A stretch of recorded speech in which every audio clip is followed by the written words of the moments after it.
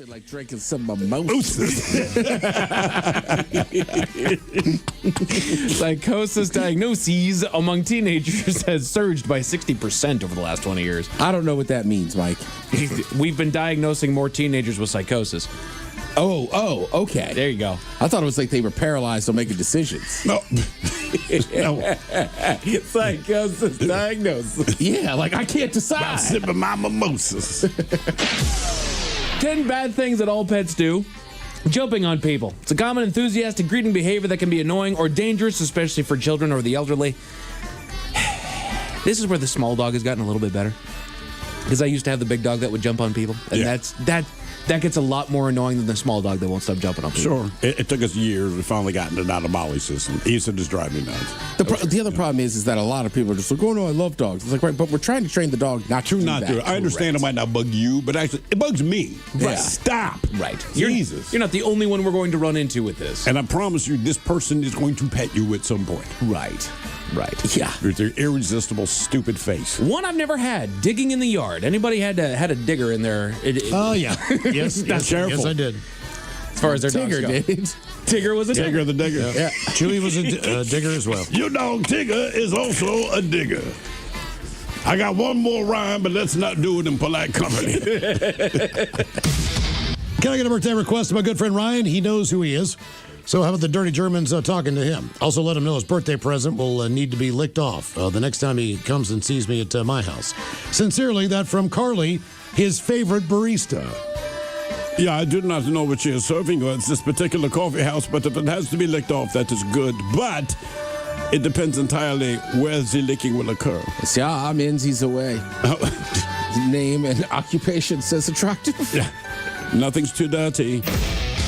Man, I mean, corgis just look like they are having the best time of their lives. They do crack me up. I don't know why. They Some of just the look mixes ridiculous. are awesome. What are You they ever mixed seen with? like the little corgi husky? No. Oh, yeah. Again, just There was a door guy in Belltown for a while that had like a little corgi pit bull mix. So it was like a tiny little pit bull. It was awesome. it's a good-looking dog. I'm looking at your corgi husky. The only problem is that corgi husky still barks like a husky. Oh, does it? So it's got that big-ass bark and that tiny-ass body. It just, you know what I mean? Like huskies are just loud dogs. Yeah. Because I looked at getting one of those. No. And it was like, man, like it still And got they husky. sync up too. Yeah. Like beagles when they start baying, man. They hit All the of same them, yeah. note. They sing together. What is the story you'll always tell about a pet? 206-803. I mean, I would say it sounded like when I was sitting up in that 300 level for that NFC Championship game. What do you Like mean? just everybody covering their mouths and like just screaming a noise. Like at some part, it kind of syncs up. Yeah, it just sounds like you one just, thing. You just hear it like echoing around.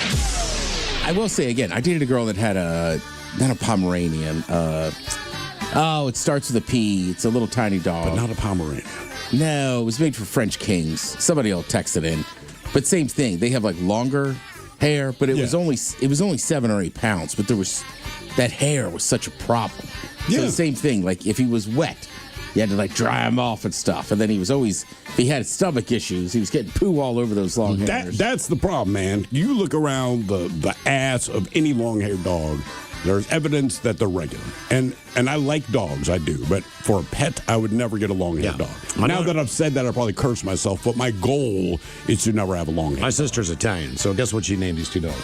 Let me guess. Vincent and Anthony. Close. Rocco Okay. and Cannoli.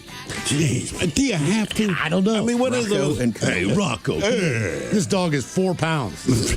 And you named it Rocco. Rocco. Yeah. That's All right. Rocco right there for sure.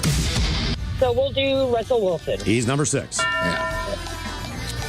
They say his career stats are pretty great. He is the Seahawks' all-time leader in most passing statistics, including yards, touchdown passes, fourth quarter comebacks, and game-winning drives. That's pretty strong. And how about Richard Sherman? Richard Sherman's number 8. They He say and Sherman his penis. was a fifth-round pick who nobody expected to become one of the best cornerbacks in the NFL, but he did. Yes, he did. He earned first-team All-Pro honors 3 times with the Hawks. And, of course, there's that block pass at the end of the That's it. 49er Against the game. Niners. Yep. Okay, let me give you a little help here, Amy. You got a safety on the list?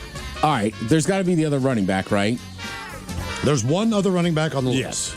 And when we got here, he was, I think, the starting running back. Right. So, Amy, think about the Hasselbeck team 06. Who's the running back? I think he's got 57 kids.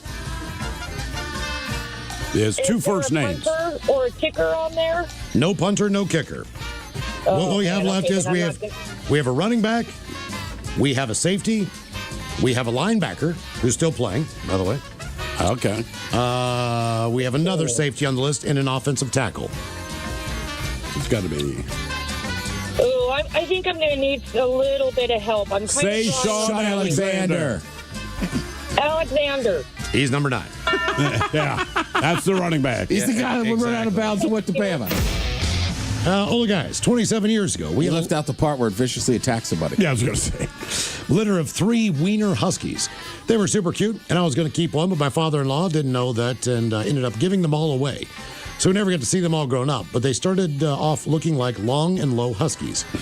But the story is about the day that they were conceived. Several of us were there, and it was kind of hilarious. My wife's brother had a female husky, and her sister had a male dachshund.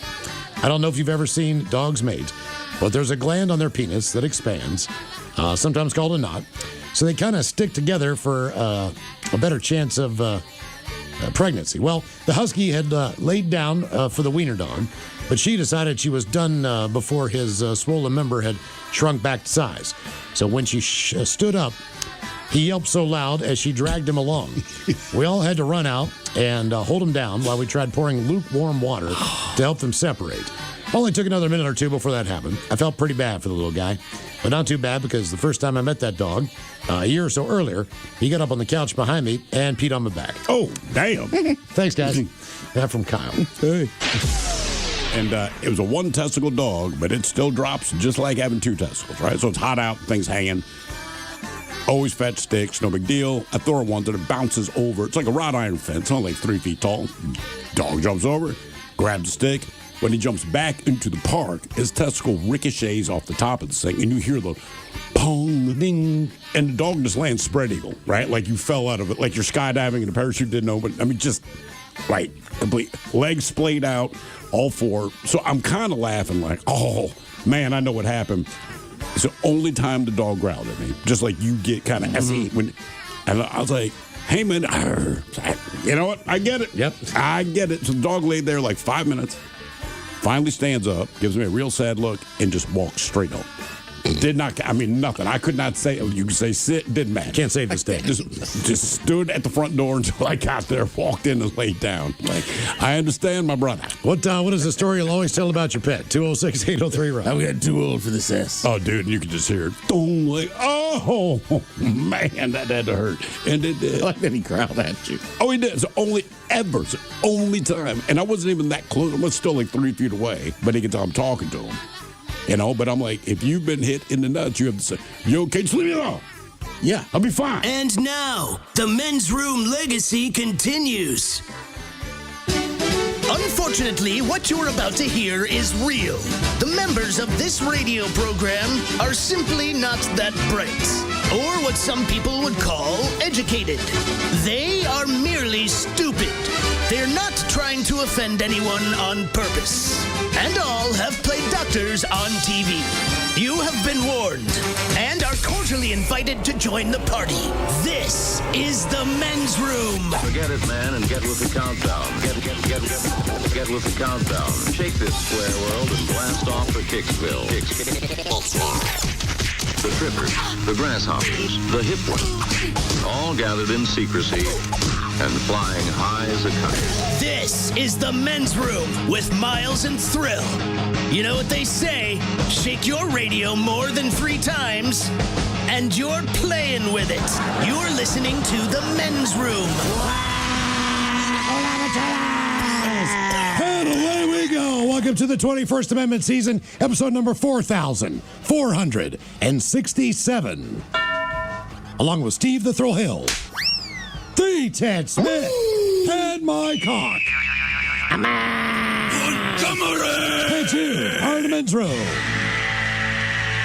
On tap today, once again, we are joined by Taryn Daly and Steve Miggs from the Daily Miggs Morning Show.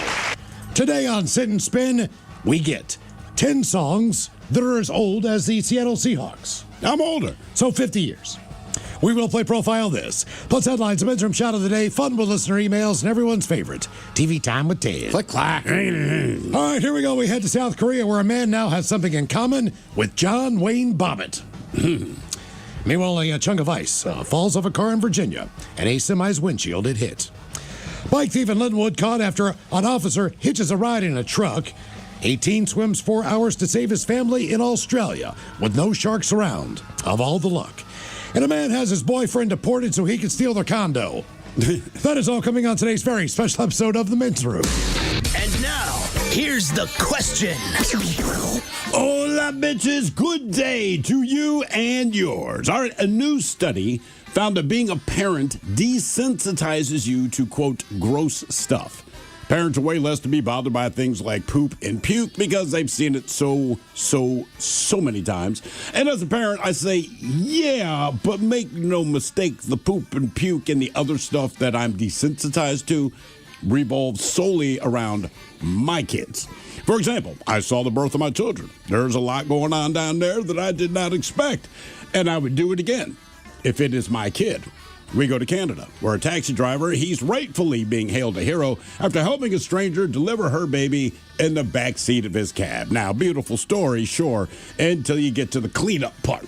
They didn't bother to cover that, but that's a bad scene, my brother. Let me tell you, I've seen it myself. Now, in addition to parents, you'd have to think that, I don't know, doctors and farmers are probably desensitized to the world of gross until they're not.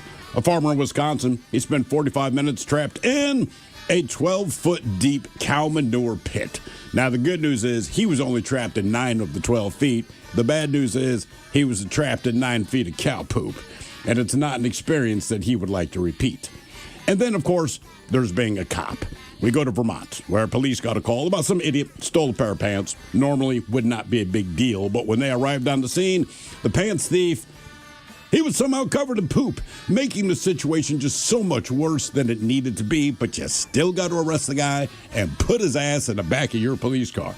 And in Pennsylvania, residents in one town, they were trying to figure out why it smelled so bad outside. Well, turns out it was the stench from the rotten chicken parts that spilled out of a truck and dragged on for a full mile. Well, somebody had 1 mile of rotten chicken parts to clean up, but look, we've all been there, man. Sometimes, I don't know if there's a drop ceiling. Maybe it rains maggots, or you try to figure out what that smell is, and you got dead animals in your drywall. Maybe it's a colostomy bag mishap, or like we said at the top, maybe you're just a parent. But today we're talking about the world of cleaning up.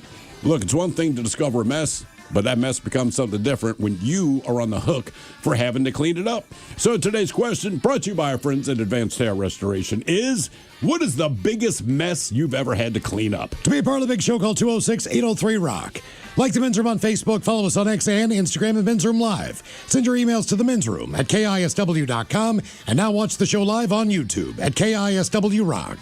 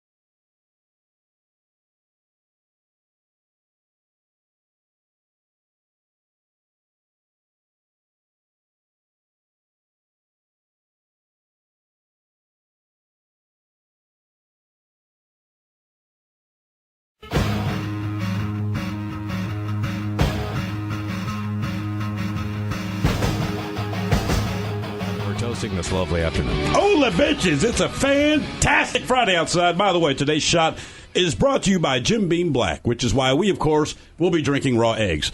Let's see.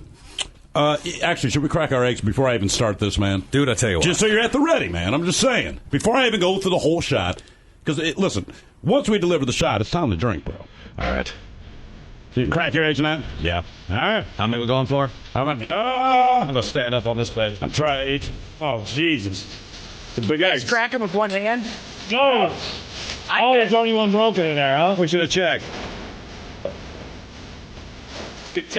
I swear to God, I'm going to sue Alfie's if this doesn't work out.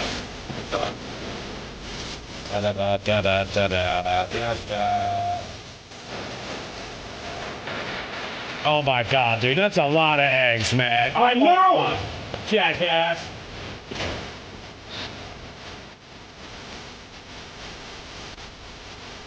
Oh my God, you gotta be kidding me. Well, I got 7 minutes now, dude. I need one more. Will you bring me one more, please?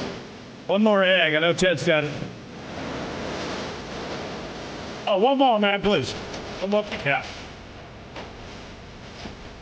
Jesus Christ. That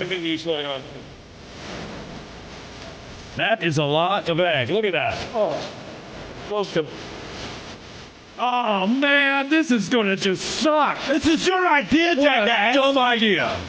All right. Because you watched Rocky. Let's just do it, dude. Let's just do it. Hold on. Let's go Just through the do top it. for the I know, that's what I said. Just do it.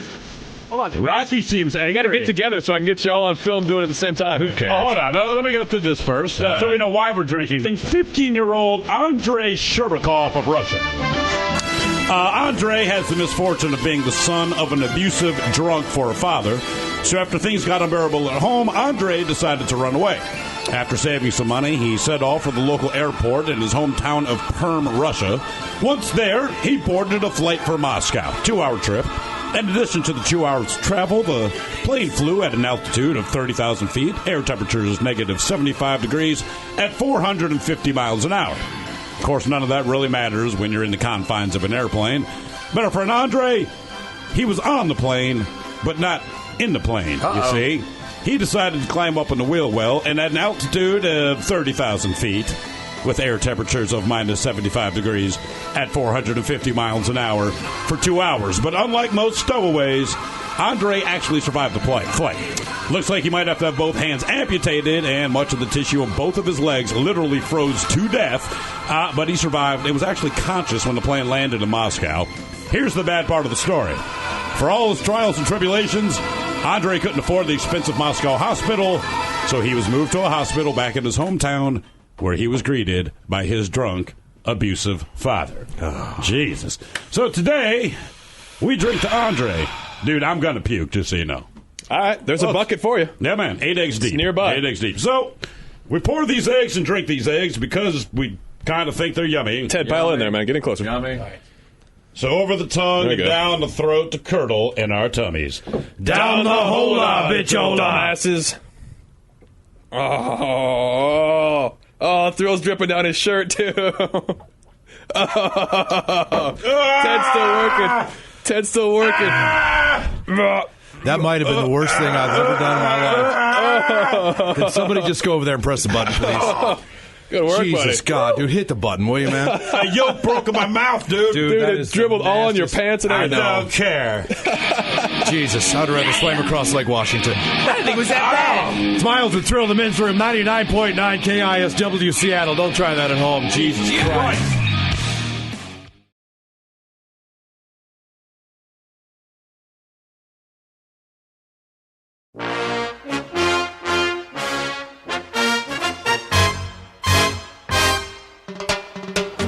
What's up? How you been? 2010, Excellent Adventures, we're back on. Game on, mate.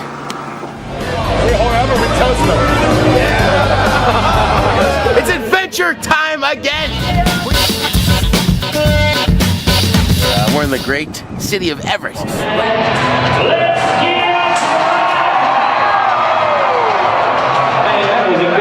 That is unreal! So, yeah, so I'm downtown. I look cool downtown, don't I? Soak it in. How cool I look out there. Seth, you can just turn it over to BJ now. He's killed my whole video, so go ahead, BJ. Oh, he's awesome. I'm sorry. It's about an excellent adventure. Maybe mention Miller Lite once or twice. All right, let's go to the bar and get some Miller Lite. Miller Lite. Miller Lite. I call it the ball talk because it's like a mohawk, but see, I'm balding.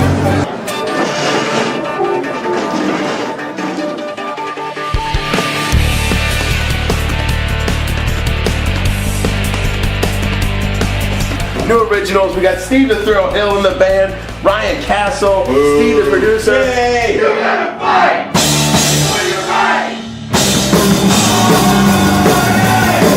Welcome to the Miller Lite Adventure Lifestyle. Woo! Well, we could be anywhere right now. We got the water, we got the sunlight, we got some sand, but actually, we're just down in Tacoma. All right, look, enjoy the water. You can watch me drink Miller Lite later. See ya.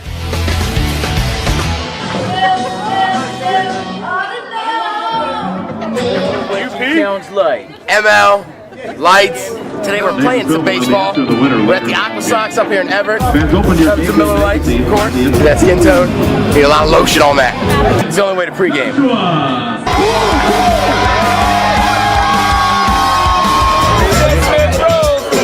Lite only. Thank you.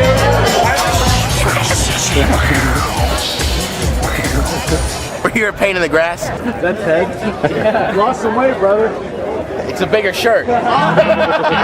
Ladies and gentlemen, Brenton Berry from Shinedown. Give it up for him. You know, I'm actually thinking I do want some of this. Here.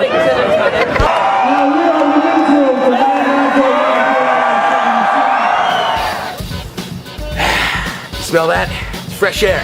It's a river. It's Snohomish. So this Miller Lite, it's upside down. You know what that means? It means it's the best Miller Lite ever.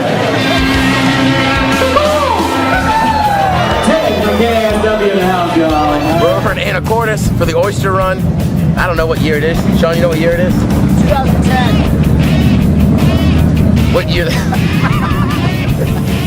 Set. Zoom in on that. You ready? Because they're plastic, see? So you can't hear them. But would it be awkward if I just wore it on my head? Dude, look at me. The excellent adventures are over. So enjoy. The Men's Room with Miles and Thrill. 99.9 KISW. Oh, Macholas, away we go. Welcome to the 21st Amendment season, episode number 4,467. What a large and in charge program we have for you. Guaranteed future repeat. Once again, we'll be joined by Steve Miggs, Taryn Daly from the Daily Miggs Morning Show. Today on Sit and Spin, we're going to go back 50 years. The Seattle Seahawks are 50 years old. They are playing in the Super Bowl on Sunday. We're going to go back to 50 years in the world of rock to see what songs were popular when the Seahawks first debuted in the NFL in 1976. All right. You know, it's the same year that Taxi Driver came out. The Omen, Carrie, and Rocky. Just to give you some perspective. Yeah. So if they seem like they're really old, well, your Seahawks are just, the Eagles, Hotel California, and single. Mm-hmm. That was big. Boston's debut album. Stevie Wonder's Songs in the Key of Life, and of course everyone's favorite, Laverne and Shirley. Yeah. Also, pretty well the beginning of the disco era. To some degree. 70s, absolutely. To some degree. Sure. And not only that, man, but growing up as a kid, I was 5 years old at the time. And there were certain things that were kind of iconic that you either tried to collect, you looked forward to Christmas because of all the NFL stuff that was in the Sears catalog. Mm-hmm. So you could get kind of like a replica helmet with a jersey that looked like ass. Those cheap-ass perforated jerseys. I had a Jim Zorn jersey back in the day, believe it or not. But you would order this stuff. I had bed sheets. I think they had matching curtains. Oh, they did. Because my mom got me the whole set, which was awesome. But that also included, the Seattle Seahawks and Tampa Bay Buccaneers. And they were new teams. So even when you went, I don't know, to your local Kmart, to whatever your department store was, they always had those little quarter machines that had the bouncy balls. I was going to say, I went through a lot because I had 26 teams. And I had little helmets in there. A lot of my parents' money is very important to me to get all the teams. And the idea of the NFL expanding, to me as a child, I'm like, this is insane. So the Seahawks and the Buccaneers, I got kind of lucky. I want to say maybe out of the 12 quarters my parents gave me over a period of months, not like all at once. Right. But I managed to get the Seahawks and the Buccaneers to complete my collection. And my father was the happiest because keep in mind, a quarterback then is probably like $2.50 now, but they knew how important it was to me. When I got those helmets, man, it's like you would invite your friends over, like, oh, wow, man. And believe it or not, you knew I knew every team. Yeah. I had pennants that I had that were basically in a circle on my wall. So I collected these things. And to me, you have the old school logos, you have all that stuff. But believe it or not, I thought the creamsicle Tampa Bay uniforms were cooler than hell. Oh, they were awesome. I thought the logo was badass. You got a buccaneer with a knife in its mouth. I still think it's cooler than the one they have now. And the one they have now is cool, just not as cool. And to me, that's what the Lightning came out when I said they dressed up as a football team in pads. Did they do that for the outdoor games? They wore those creamsicles. Yeah. Dude, they're badass. They had Baker walk them out. Right. Oh, really? Yeah. Okay. And to me, the Seahawks, at that point in time, they had the coolest uniforms in my mind. Well, the helmet was badass. The logo's badass. There was nothing like it. The colors were cool. All that stuff. I mean, I would just collect all kinds of different NFL stuff. I had football cards. I had everything else. Do they still do the little helmets? I don't know because I don't bother to look. But the idea is teams keep updating their helmets now. So even if you had the original Hawks and Buccaneers, right, you have to go back and you'd have to get the updated ones. Right. The Patriots, I remember that one threw me for a loop. If you're like the Houston Texans, you need like 27 of them. Apparently, they just wear a different helmet for every game. I don't know if they still sell those things, but if they do, and the kid's into it, it's worth the quarters, man. And it took a little time to actually see those teams. I mean, the John McKay era Buccaneers were so bad. They had good players. They lost every game for 2 seasons straight. They did have some good draft picks. They did okay. They were just a building organization. And back then, you couldn't go and get 2 players from each team. They didn't have free agency. So you literally built your team. You had to start from scratch. Yeah, free agency started, I want to say like mid-'80s maybe. And that's why when they talk about these historic franchises, right? The Steelers and the Cowboys and the Raiders of the 70s, I'm like, right, because if you had good players on your team, they played their 9 to 12 seasons. The teams that are impressive now are somewhat, and I hate to say like the Patriots or the Chiefs, like because they changed players in and out all the time. If you were good back in the day, you were good until your players when the Vegas retired. Golden Knights got a team. They got a couple players from each team. Same with the Kraken. But that world did not exist. Nope. And remember, the Golden Knights got there their first year, but then they changed some of those rules. They changed That's rules why because the Knights did so well. Didn't do as well as Vegas did. But we'll go back 50 years, 10 songs that are as old as the Seahawks. We're going to play the tune.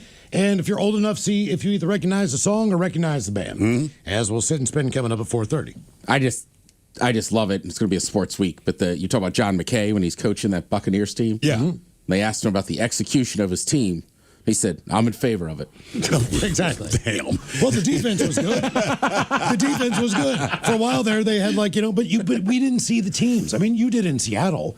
But I mean, I always wanted to watch the Seahawks and the Buccaneers. Yeah, but they were so bad, up until, my God, I mean, maybe the Doug Williams era of Tampa Bay with like Dewey Selman, Leroy Selman, maybe the Hugh Green years. It was after Doug Williams. Yeah. Because they didn't give him love till he won a Super Bowl. Then all of a sudden people the other problem is where we live, the Seahawks are in the AFC. Yeah, you weren't They weren't good. So, like... Yeah, you didn't get the players. They had Jim Zorn. They had a bunch of good players. But it wasn't really until...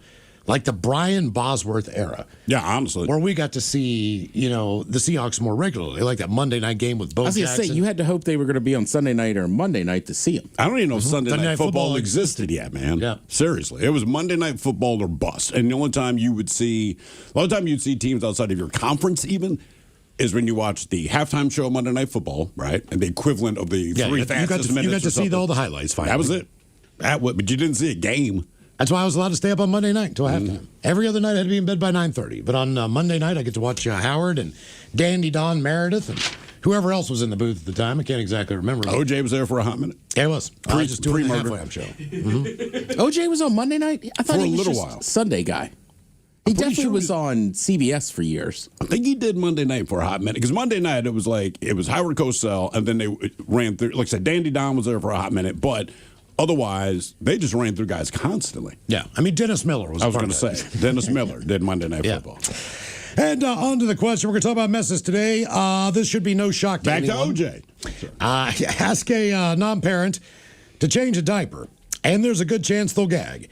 But seasoned parents are tempered in that stuff. I never changed a diaper until I had a child. I mean, even if you'd, hey, man, could you change my kid's diaper? Even if you're in a pinch, I'll do the thing that you're in a pinch for, but I'm not changing the kid's diaper. Yeah. No. Look, any 19, 20-year-old woman that is involved in childcare, daycare, works at a daycare center, whatever, zero interest in having children. Zero. You take a dog, at that age now things change over time. Sure. But at that era of time, there's no interest in your life of ever having kids because you are changing, 20 different kids' diapers a day, But multiple just times a day. sneezed on, puked on. You got to figure out who bled on. pooped with 20 kids in there. And that's the difference. Like, at least in your household with your kids, with me, one of the two of them pooped, you can usually guess, right? Right. You got 20 kids, you smell it. And honestly, and it sounds so stupid, but you'd walk into daycare to grab your kid, and they're like mid-sniff on the kid's ass. They're holding the kid up. And you understand what they're doing because you're like, somebody pooped, and they're like, we don't know who. Not only that, man, but they got a Niagara Falls running out of their face. Constantly. Every single kid in there is sick. They've all given each other their own diseases. They've got boogers. They've got snot, green snot running out of their nose. And it's always green. Like, you might get a runny nose now, but generally, when you have a runny nose, it's just clear. I don't know what it is with kids. When they have a runny nose, it's like a lime jello shot. It is unreal. A new study found once you've been a parent for a while, gross stuff doesn't seem so gross anymore. It can't be. Also with senior care. Now, I'm not ready to cross that threshold, brother. Once you've done the kid thing, then there's another element that exists, and I kind of became aware of this situation when I went back home for Thanksgiving. Yeah. Now, granted, my grandmother is 99 years old. My mom is 76 years old, somewhere in there. But my mom had gotten up early. It was Thanksgiving morning. She had gotten up, and she had just started putting together some of the dinner items. Yeah. Just mixing the stuff and getting that ready to go, doing all her things before, so that it wouldn't be a big rush at the end. But I think she was up for 2 or 3 hours, and then probably went to bed around 9 in the morning just to take a quick nap. Now, at this point in time, my grandmother, who's my grandmother, who's 99 years old, she wakes up. Yeah. Okay, she needs help getting out of the bed. She needs help getting to her walker. She needs help going to the bathroom. All these different things. I will do 2 of those 3 things. My mom is asleep. All right. My grandmother also has Mom, get up! A very full diaper. She has a very full diaper. When she wakes up and stands up, so much to the point, it's falling off of her. Right. Now, I don't know how many people have seen a 99-year-old woman naked, but I have. And I'm still trying to process this as I get a big plate of food for Thanksgiving, which is one of my favorite meals of the year. This is burned into my brain now. Yeah. I cannot get this. Yeah. And it's not, it's just a 99-year-old naked woman. All right, that was a new one for me. It's like a strip of bacon with a belly button, man. I mean, nobody wants to see that. It's also odd just because it's them. Right, it's your grandma. It is. Yeah. Right. Like, I mean, I helped change a diaper on my niece once when she was little. Fine. Yeah. But you're like, it's a little kid. But like with my mom, luckily when she crapped her pants, my sister took care of it because she was too embarrassed. But even just helping her puke it and stuff, it's weird. It's like talking to a kid, but I'm like, that is my mom. Now, my dad, I had to help him a few times. Right. When I would visit, my brother was like, you're on it. Oh, my mother, it seems to have this idea that, if your father passes first, I could live in your basement. I'm like, you could. You could do that. I don't know who told you that. But your brother's got a real big, nice house. He's got a big, sweet house. And you know what? His mother-in-law lives with them closer to relatives? Closer to all the relatives. He doesn't have kids. And I'm like, man, you need to talk to your oldest son, right? Like he's loaded. He's got a ton of money. Like I say, doesn't have kids. He's never home because he works all the time. Right. Everything about this go there. But she thinks that she should be with me. And I'm like, look, man, I don't want to have to change your diapers and all that crap, right? And she's like, I did it for you. And I said, Mom, I want you to realize something. Much like my kids were my choice to have children, I was your decision. At no point did anyone ask me, do you want to change the diapers of an elderly woman? And just so you know, should anyone ask, no. Now, when we agree to have kids, it's not that you want to change diapers or have snot on you or have them, but I understood, I respected, and I accepted that this is going to be my life. Now, I will say, they're both teenagers now. They don't do things like crap their pants and all this. Yeah. And it's freaking awesome. One thing I noticed, and I don't know where the cutoff is because I'm never going to make it to 99, but there is a point in your life where you do not have a solid bowel movement anymore. Mm-hmm. Yeah, I was there this morning. I had the unmistakable smell of lifting the lid on the diaper genie for my grandmother in the bathroom. Oh, and if you that genie needs to work harder. That diaper genie does the best it possibly can under the circumstances, but it can't. It's not a miracle. It's a genie that says I can't even grant you a wish. I'll try, but man, this is better than you would expect. And I started twisting that thing, man. And I know that world. I've done it many times. It was just, it's different when it's an adult over your own child. That is all it is. But adults eat adult food. Yeah. You know, I mean, one thing, we even say this about little kids when they go from eating baby food, then they start eating solid food. But when they start eating solid food, they're still rocking diapers. And you can tell the difference because now it doesn't smell like baby ass anymore. It just smells like straight up ass. Mm-hmm.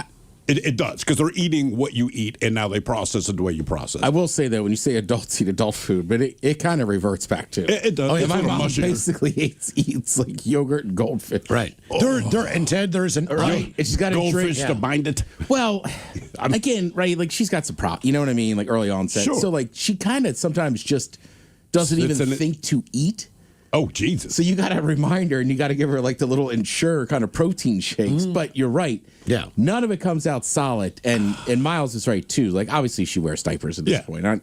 That she'd kill me if she knew I was saying this. But I don't know what came out. The funk in that bathroom. Yeah. I mean, I changed that trash can in my bathroom, which I don't change that often. It's usually just Q-tips. I was changing it daily. So just like a child, okay? So we get the new undergarment on. All right. Yeah. Grandma starts walking around. How long does it take you to get her out of the dirty diaper and get the new Well, the other one just basically fell off on the floor because it was so full. You know, it's like thump. It's like this giant ball of stuff. Yes.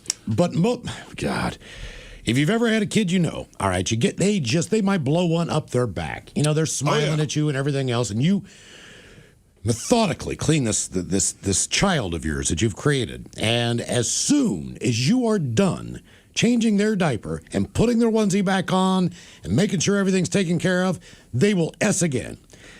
That's what happened when I was back home at Thanksgiving. Oh, no. So it's you know, like, But Grandma did. You're not done. You know what I mean? It's just, you might have to go do this again. Thankfully, I was not in charge around two.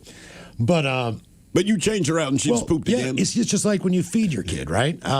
Whether they're on Enfamil or breast milk or whatever, there is an unmistakable chalky smell to when they throw up all over. You got this bottle down, man. You spent 10 to 15 minutes feeding this kid. Kids kind of closing their eyes. You put them up to burping, but all of a sudden, man, it just shoots all over the back of the couch and almost hits the wall. All of it. Then you need to start from square one again. You need to get another bottle because the kid basically has not eaten. Yeah. But it's all over you. And I that smell is something that you will never forget. If I ever have a grandkid, I will know that smell immediately. Of course you know it. And part of it, too, you get to a point where you just stop changing your clothes. You just don't care anymore. Like, you go to the bar, you're kind of haggard. So I'm like, dude, you got to stay in on it. It's breast milk. I'm like, yeah, my kid puked. Look, I can only change my clothes so many times a day. And there comes a point where you stop caring. Hey, man, there's something in your beard. It's breast milk, man. Because the kid puked on my face. Ted, I did what I could to wipe it off. I don't care anymore. I rarely hold a newborn. And my one cousin, man, I mean, that baby was 4 months old. And it was like as soon as I put her on my shoulder, kind of against me, same thing. And I was just like, what is that? Well, my kid could barely And then I turn came into around. work and Miles went, that's your cousin's breast milk. I was like, Yeah. well, so it's been 5 days. Somehow you made it work. We used to have this thing called a burp rag, like a burp towel you put on your shoulder. And I will never forget it, man. I'm burping my kid. My kid can just she's like a bobblehead at that time, could barely move her freaking head. I got the towel there. I'm good, man. And she's going to shoot all over my back. She just turns and looks at me and goes, blah, right in my face. Right in my face. And then you use the rag to clean up your face. Because it was supposed to be on my shoulder.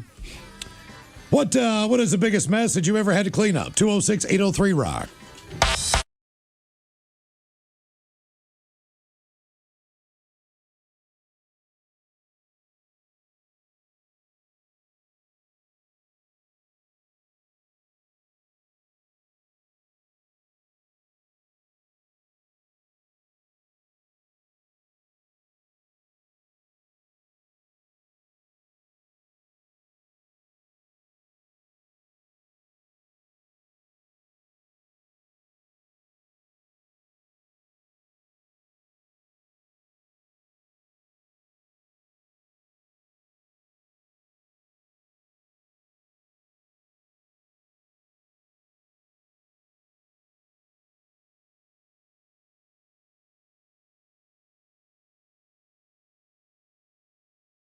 Live Night, the livest radio you will ever see. everything is performed live. Live hosts, live sound effects, live voice actors, live screw-ups, live laughs, and of course, live music. The Daily Mix Show, totally live. The Men's Room, totally live. Live Night returns February 13th. Live Night 2026. Yachty and naughty. No flares, no lifeboat. All live. What could possibly go wrong?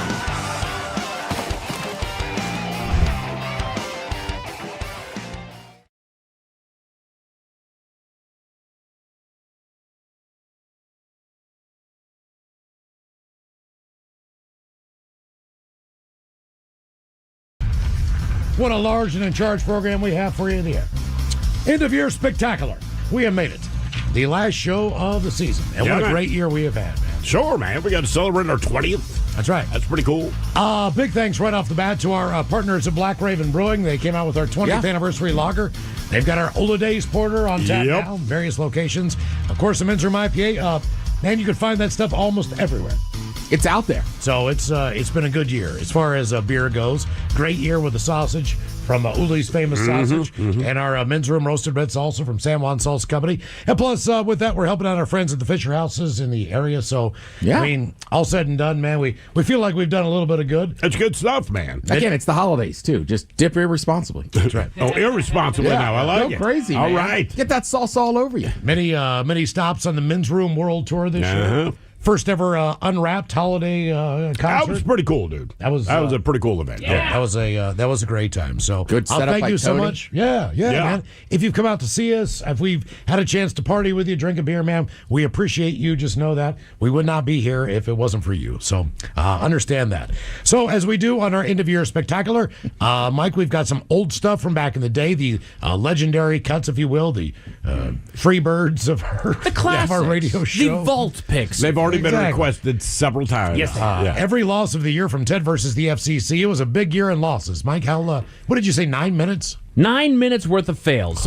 So I'll probably say it again here before we get out of here. But Ted, your official record against the FCC for 2025, you did have two. We called them ties. I called them win-ishes. Okay, win-ish. 18 losses and 14 wins. Right. I mean, the good news is when I'm down, the Hawks are up. So okay, fair enough. I'm trying to have a wild card spot. I'm trying to shine a turd. Yeah. Also, yes, you are. Yes, you are. Also, for the first time since we've been doing radio, we now have a YouTube channel, KISW Rock. Want to thank Tim, who has been our video. Tim. He's doing a kick-ass job in there, man, of making the YouTube channel better than we are as far as what we can bring to the table. It's better than what I thought it would be, but in spite of that, the YouTubers have nothing but suggestions for Tim. Oh, yeah? He does see them all. Right. Hey, man, you should. How about? Yeah, he sees them all, man. He knows. It's been an incredibly the kids cool just year. call it the chat. Yeah, the chat, whatever. The chat. But if you haven't followed us, do us a favor. If you're on YouTube, it's KISW Rock. Please subscribe to our channel if you can. Yes. Smash the like burger, as we like to call it, the thumbs up there. Give us a little love. But appreciate everyone that's also tuned in on YouTube as well. All right, Mike, let's get this thing underway. Where are we starting? On our end of year spectacular. So as we said, we are going through a handful of different categories. This was a very well-rounded end of the year spectacular that I've got planned for you. We have just a wonderful mashup of people that are up for caller of the year. Sure. Things that are up for segment of the year. And another thing that I've tried to do for this year is I wanted to incorporate more of your guys' stories. You guys have phenomenal stories that have brought everybody in. It brings everybody together. And they are wild. They are crazy. They are all over the place. So I also want to award the Men's Room Story of the Year as well. So we're going to start in that realm with the honorable mention for Best Men's Room Story. It happened here just a couple months ago. Not terribly long ago at all. We had a caller that was talking, I believe you worked for a pug rescue, if I'm not mistaken. And Miles, you had a little bit of a story concerning a pug that you knew that kind of needed rescuing. So this is the honorable mention for Best Men's Room Story. Let's go back in time. Hello, Ken. Welcome to the Men's Room. Hola, naked gentlemen. Hola. Positive Friday. It is a positive Friday. And on that note, so shameless plug, I am very grateful to work with an amazing rescue organization. It's called Evergreen Pug Rescue. You're supposed to say it rhymes with Severgreen Nug Rescue. But fine, you blew it. Smart enough. They have an adoption event up in Marysville. But anyway, they Wait, put do out you an guys article only yesterday. do you only deal with pugs though? Pugs and pug mixes. Is that because very, they're very is that because they're problematic dogs? I mean, is it specific to No. that breed for a reason? It's just what people's passion is. All right, for. okay, fair enough. Well, that's all you need. I'm sorry, I'm just laughing. It's just pugs. Well, that's what I'm saying. Pugs only. You know? I know. I'm looking at the website. Like I get it, but it's like just pugs. Yeah. That dog's not allowed here, man. Just pugs. Yeah. So anyway, it's run by amazing people. So they put out an all call. It's like, hey, someone needs a prescription picked up in Puyallup. I live in Tacoma, and taken to the person's house in Gig Harbor. I'm like, I got this. So I started at 11 o'clock this morning. I'm still on the road. I won't get to Gig Harbor until about 4:15. Jesus Christ, man! Oh, because one of the prescriptions is for has codeine in it, so you have to have a paper prescription with a signature. The vet that saw that dog previously is not working in Puyallup today. They're up in Bellevue, so I've gone Tacoma, Puyallup, Bellevue, and now hopefully Gig Harbor. Now, did you know that you're going to have to go on this trek before you volunteered? I was thinking it's just going to be Puyallup and then Gig Harbor. Yeah. But I have the day off today. You did? I can listen to amazing radio show. Oh, yeah. I got a terrible. Did you also tune back to us when you're done with that one? Did you also pick up the Jolly Ranchers and the Sprite? I did not. Dang it. This is just going to have to do the codeine regular. Right. See, okay. So wait, but Those are for the little pup. But the prescription is for the dog. Yes. But because it has codeine, you still have to get the signature because their fear, of course, is that you're going to pop the dog pills to get high. Exactly. All right. So how much longer do you think? You said about 4:15 is when you'll get to Gig Harbor. Yep. And do you know the person that you're doing it for, or is it just a customer of the Evergreen Pug Rescue? So I met them. I might have met them at our last event that we had. I don't recognize them by name. I'm more of a face person. So what kind of events does the Evergreen Pug? I mean, do you have like mixers? Are we going on hikes with pugs? Like I'm just imagining all these pugs playing poker or something. Yeah, so in October we had a Monster Mash Pug Bash, so it was held at a brewery in Tacoma. All right. And then a couple of weekends ago we were up in Arlington at the Stillaguamish. I was going to, oh no. What? No, that's what oh man, I got a terrible story about a pug. Oh no. Okay, look, I'm not going to say his name. Do. Yeah, I know, but this is the honest to God truth. I have a buddy of mine. He's on his third pug rescue. Okay. Okay. So he's got two right now. Now the first one, speaking of the Stillaguamish River. Okay, so he gets this pug, and one of the first. I told you the story, didn't I? No, I just know this is going to be bad. Nothing about this is going to be All I good. know is awful. a river and It's a pug. awful. Now he waited for this.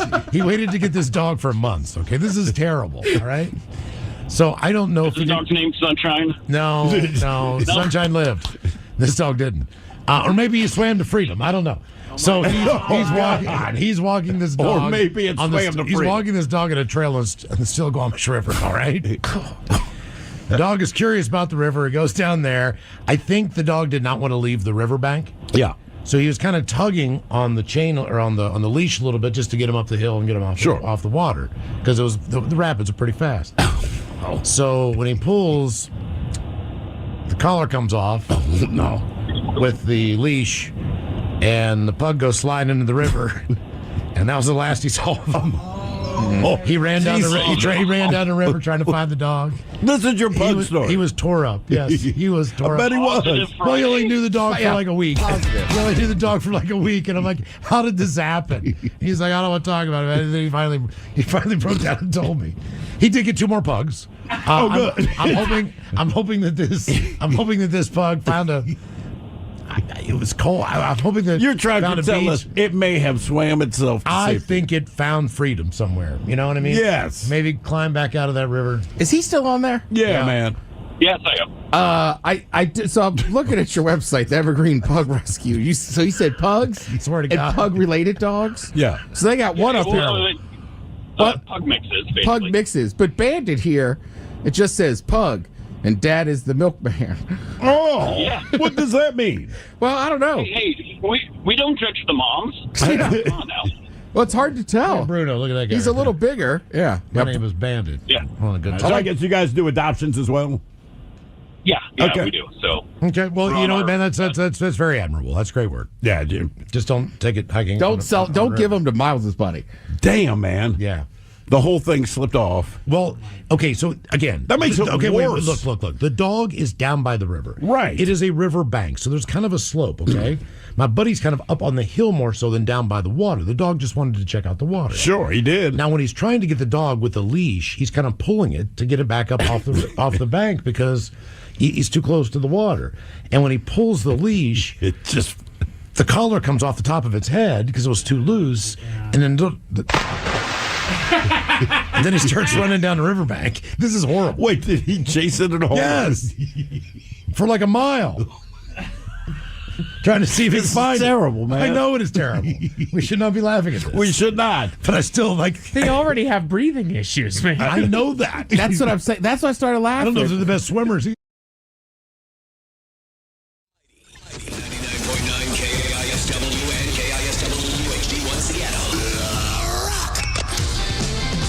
Always live on the free Odyssey app. Text the guys at 206-803-ROCK from the Pinky's Plumbing Studio. You're in the men's room.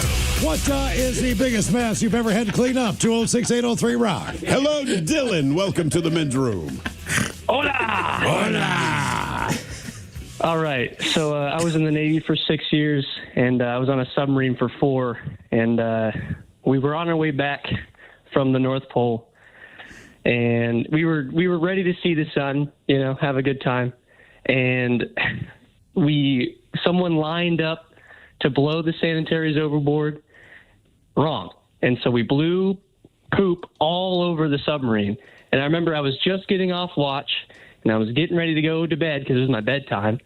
And I knew it was happening, so I grabbed a couple file folders and I put some important acronyms on it that didn't actually mean anything, and I looked stressed out, so I ran straight to my bed, so I didn't have to try to help clean it up, and I went right to bed. But the next morning, they made an announcement, woke everyone up, and was like, "Hey, you gotta clean all this poop that had gotten to literally every crack and crevice there is." You're saying on the inside of the sub. Yeah. Normally we blow it. Well, I know normally you blow it out, man. I'm saying how is there even the possibility? It's a submarine. This is poop. Yeah. What goes wrong? Like I said, if I'm designing a submarine to the best of my engineering ability, the one thing that could never happen is that the poop, when you're letting it go, goes into the submarine. Well, you'd like to think that. My submarine's 80 or 40 years old. And it's everyone thinks that they're old people operating it, but it's really just a bunch of 20-something-year-olds who are sleep deprived and running off of nicotine and caffeine. So it's just what were you doing? You did it wrong. What were you doing up there in the North Pole? Were you helping out Santa Claus?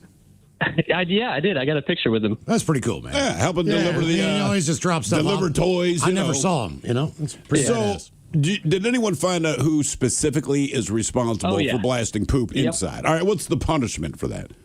He got super yelled at, and he didn't live it down for the next 2.5 years.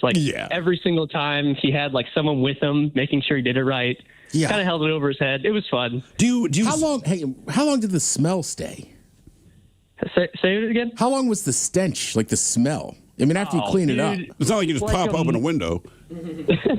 No, it stunk for about a month. And then every time, we ran the diesel, you could smell it again. Oh. Anything that kind of got hot every once in a while, you could smell it. Couldn't you just surface and open up the port? Something. That's what we did. You did? That's what we did. Okay. I mean, is there anything like Febreze down there? I mean, are you allowed to go up? Aerosols. Are you allowed to go up and look out the Hunt for Red October? You know what I mean? If you get that. Yeah, I did that a couple times. It was actually really fun. I would bet. So it was nice. But I will say the one thing I like about your story, you pulled a move that I would move, and I always argue this: walk fast, look busy and annoyed, and people don't bother you, even if you have nothing to do. But I like that you even wrote acronyms, just so everyone's all right, don't mess with Dylan. He's obviously going to do something. What weird stuff did you hear down there? I heard a bunch of fish farts, whales. Could you start identifying like the different, like a whale? I'm just guessing that was a deep, rumbly. But could you identify roughly the size of a fish based on the fart? I wasn't a sonar guy, so I didn't listen to it that much. But every so I'm sure they could. They were pretty good sonar guys. How often are they hearing fish farts? I mean, the ocean is full of fish. They got to fart all the time, right? So I mean, is it just like constant background noise? Yeah. So that's what they're doing. Yeah. Just basically listening to fish go to the bathroom. See, I figured they'd listen to the Russian subs or something. You try, but if you're not listening to them, all the background noise is fish fart. How come they don't put that in the TV ads? Man, that would be tough. I don't know if I could do the submarine thing. That's brutal. I mean, I have a hard enough time with the darkness of Seattle. I mean, I could because I have to, but I would not want to, right? I mean, it's not like you can just jump overboard, put yourself on a torpedo. Dude, you might be tall enough that you wouldn't even have to. 6'4". Where's their cutoff-ish? Because I was told, like, around there. not that there was any chance of me being a fighter pilot. It depends on the sub of it. When I was a child, you're like, yeah, of course you want to be like Top Gun. And once I hit like 6'1" or something, my father was like, that's out. And like I said, did not devastate any dreams. 6'1" to 6'4". I need lifts in my shoes, dude. I'm 6 feet. So wait, what's the cutoff? 6'1"?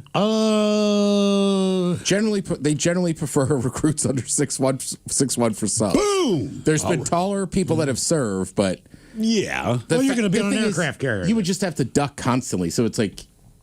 What I would do is hurt my head. Let's just. But look, even on an aircraft carrier, if you've ever toured any type of military boat, gotta duck, once you get down in the hull of the boat, right? I mean, those stairways are narrow. They are steep. There are like metal boxes everywhere, and all the technical stuff. But you can escape it if you need to. I can go outside and just get a breath of fresh air and not hit my head on something. It also says just like the bunks are so small, like you'd be crunched up in there. Cool. All right, I'm digging it. The constant ducking sucks, and then life vest, like it's all made for people just shorter. Okay. Mm-hmm.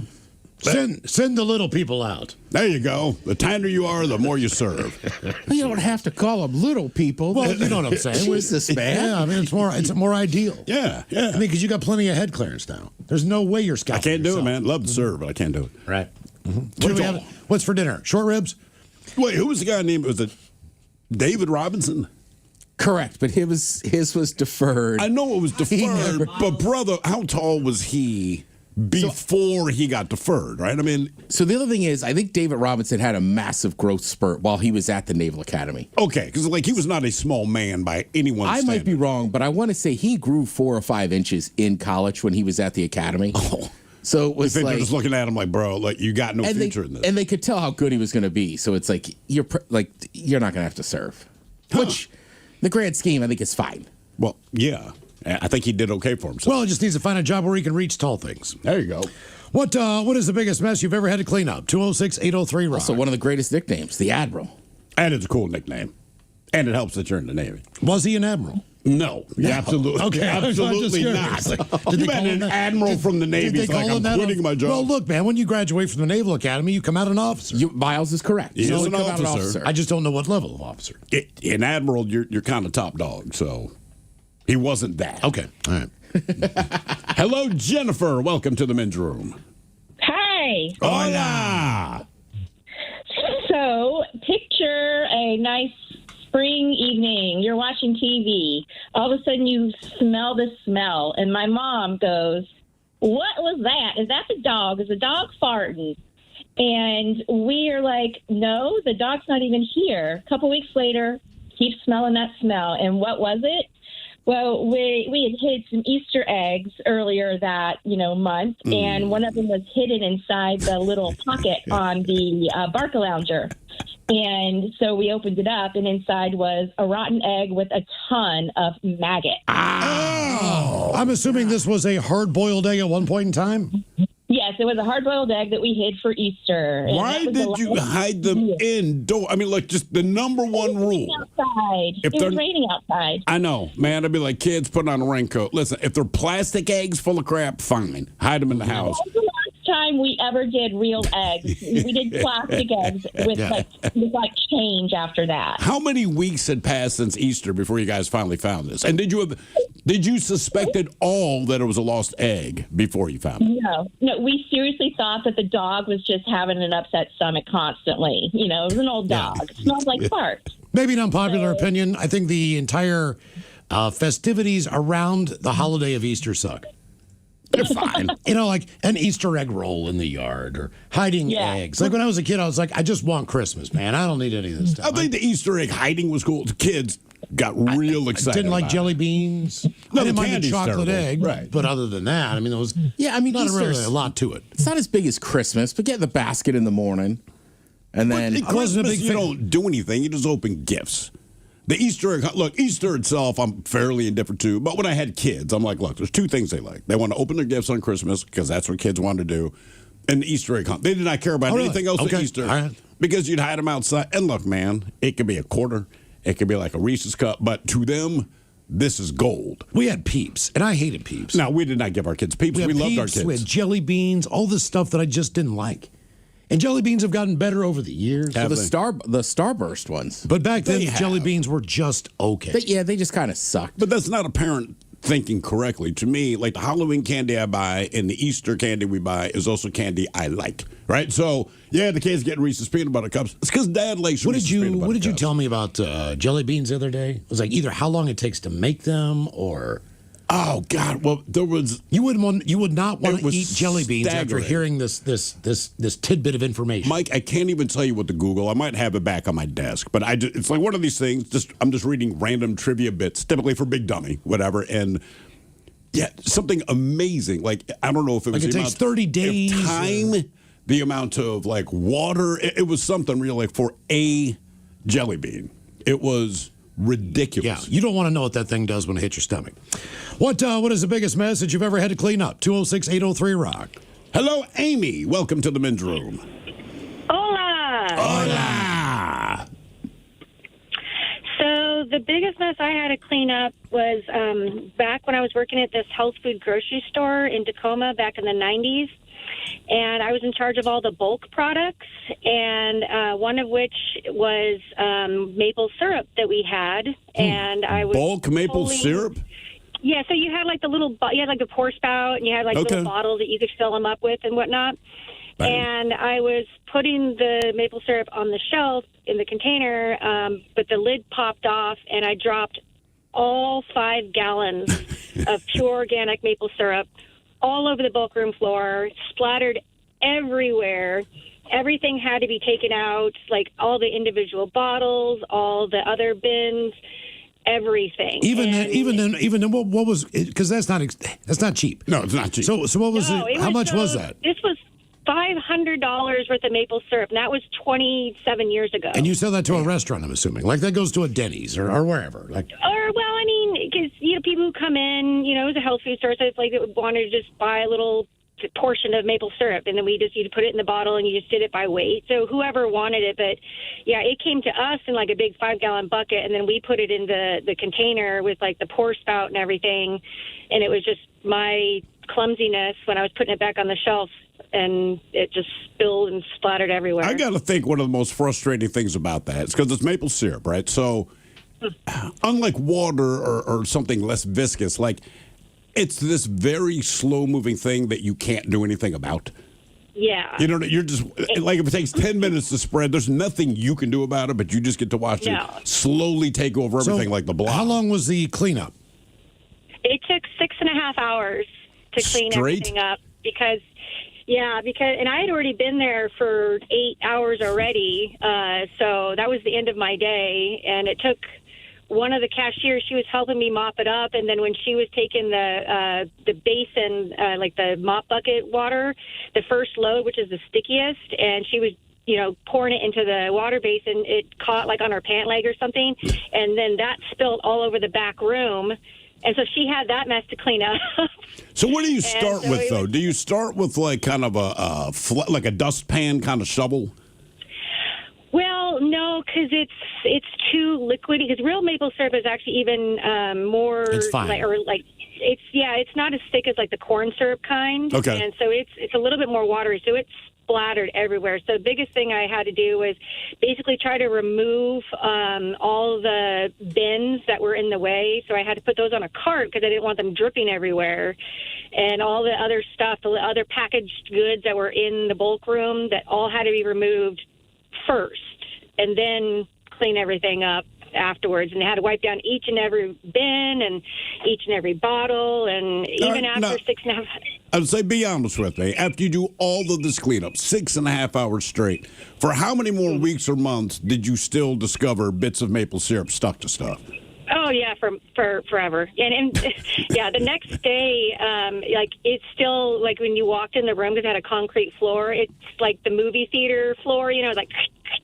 And yeah, that stayed like that for weeks. And then I only worked at that store for another, I don't know, 8-9 months, and it was still. You could still find it's stuff. probably still there. I mean, it's stuff like that. Like, I don't care how much you cleaned it up. Anytime you move a shelf, you're like, there is another 18 cups of maple syrup. Now, you said you worked in the bulk section, so I'm just curious. Like, I'll go to the grocery store. I'm not someone who eats bulk food generally because generally it's healthy. But whether it's granola or whatever the F they put in these things, like, how often are those things cleaned out, or do you just kind of dump the new product on top of the old? So no, that was part of my job too. Is I would take the bins in the back room. I would dump. We had a container. You dumped the old stuff out. You put the new stuff in, and then you bumped the old stuff back on top. Okay. So you rotate it so that it stays fresh and everything. So and our bulk room luckily was enclosed, like it was a separate room versus like some stores where it's just in the middle of the grocery store. Because I think that would have been worse. How many times did you bust someone just sticking their hand in there and popping in a mouthful of whatever? Not often, but we did have a couple of like treats there, even though it was a health food store. Like we had these chocolate covered almonds, and I was filling one of the containers one time, and sometimes I would eat a couple. And the owner of the store once came back, and she's like, "Do you ever eat any of these?" And I didn't know if this was a trick question or not. And I was like, occasionally. And she's like, oh, good, because we want to make sure that the product is good. I'm going to try that. I'm going to try that with banana chips. Yeah, just get a big old handful and just start shopping. It's only a couple of them, like 3 or 4. They don't do it anymore. But when I was a kid, we just went to like a regular grocery store that had a bulk food section. Yeah. I would get caught all the time over there. That's what I'm saying. By my mom.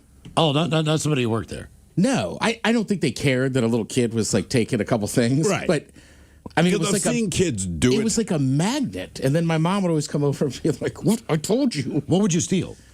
Well, they had like some of them had like chocolate chip, or she's saying like chocolate covered raisins, or I mean, you're begging. It's kids. enough. It was enough sugar that you just stick your hand down in there and just scoop it. My theory was it's probably not slick. I would kind of walk up and down the aisle a few times. It must have been the chocolate covered raisins. There was something. And I would just open it, scoop out a few, and move on. That's my only thing with the kids doing it. Like, I don't care the kids do it because kids do stuff, right? And I don't typically get things out of bulk, but I'll see kids sneaking in, and it's always when their parents aren't looking. Mom's looking at something, and they dip in real quick, and they get a quick mouthful. And I'm like, I get it, but then I'm like, I'm watching the same kid then suck it all off his fingers, and then wipe his nose, and I'm like, that's the part I have a problem. Right. Like, kid, if you could put on a glove and do it, I wouldn't care at all. I don't care if you're stealing. I'm scared of that. I mean, I think it got to the point that my mom got one of the workers to come over and be like, "Oh, really?" Kind of give me a talking to. Damn. And they didn't feel like it. I feel I'll call the cops on you, young man. You know what I mean? When your parents like stop doing that, you're like, all right, how much trouble I get in? But like, and when you're a kid, somebody that works at the store is a person, massive person of authority. So when they're like, you're gonna get in trouble or whatever, it's like, oh my god. You ever have like health food guilt? What do you mean? At the grocery store? What do you mean? Person checking out in front of you. They have all their spices in little bags with twist ties. Oh, I feel bad for them. They've got all the grains that they brought in their little Tupperware containers that they brought to the store. All the vegetables they put up there. And here I am with a frozen pizza and a 6-pack of beer, I always have the same thought. You're going to live a long life that sucks. It depends on the order. Miles, you're right. Like, wow. I mean, it's health food guilt. I've been there before, too, where it's like, literally, it's literally that order, like a 12-pack and a frozen pizza, like a bag of chips. And you're like, well, we all know what I'm going to go do. He's got some quinoa up there, grains. I always feel the worst is if I have a bunch of junk food and like some beers, and then it's like chia seeds and the Pepto. Like, I already know it's going to ruin my stomach. What is the biggest mess that you've ever had to clean up? 206-803-ROCK.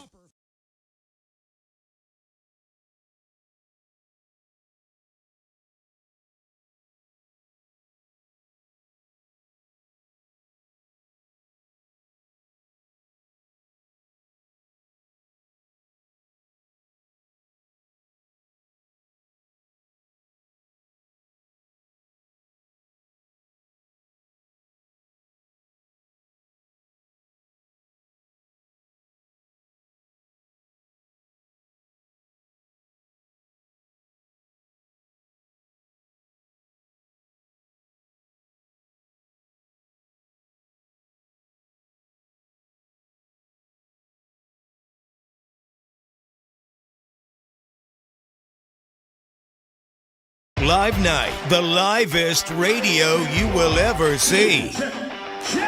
Everything is performed live. Live hosts, live sound effects, live voice actors, live screw-ups, live laughs, and of course, live music. The Daily Mix Show, totally live. The Men's Room, totally live. Live Night returns February 13th. Live Night 2026. Yachty and naughty. No flares, no lifeboat. All live. What could possibly go wrong?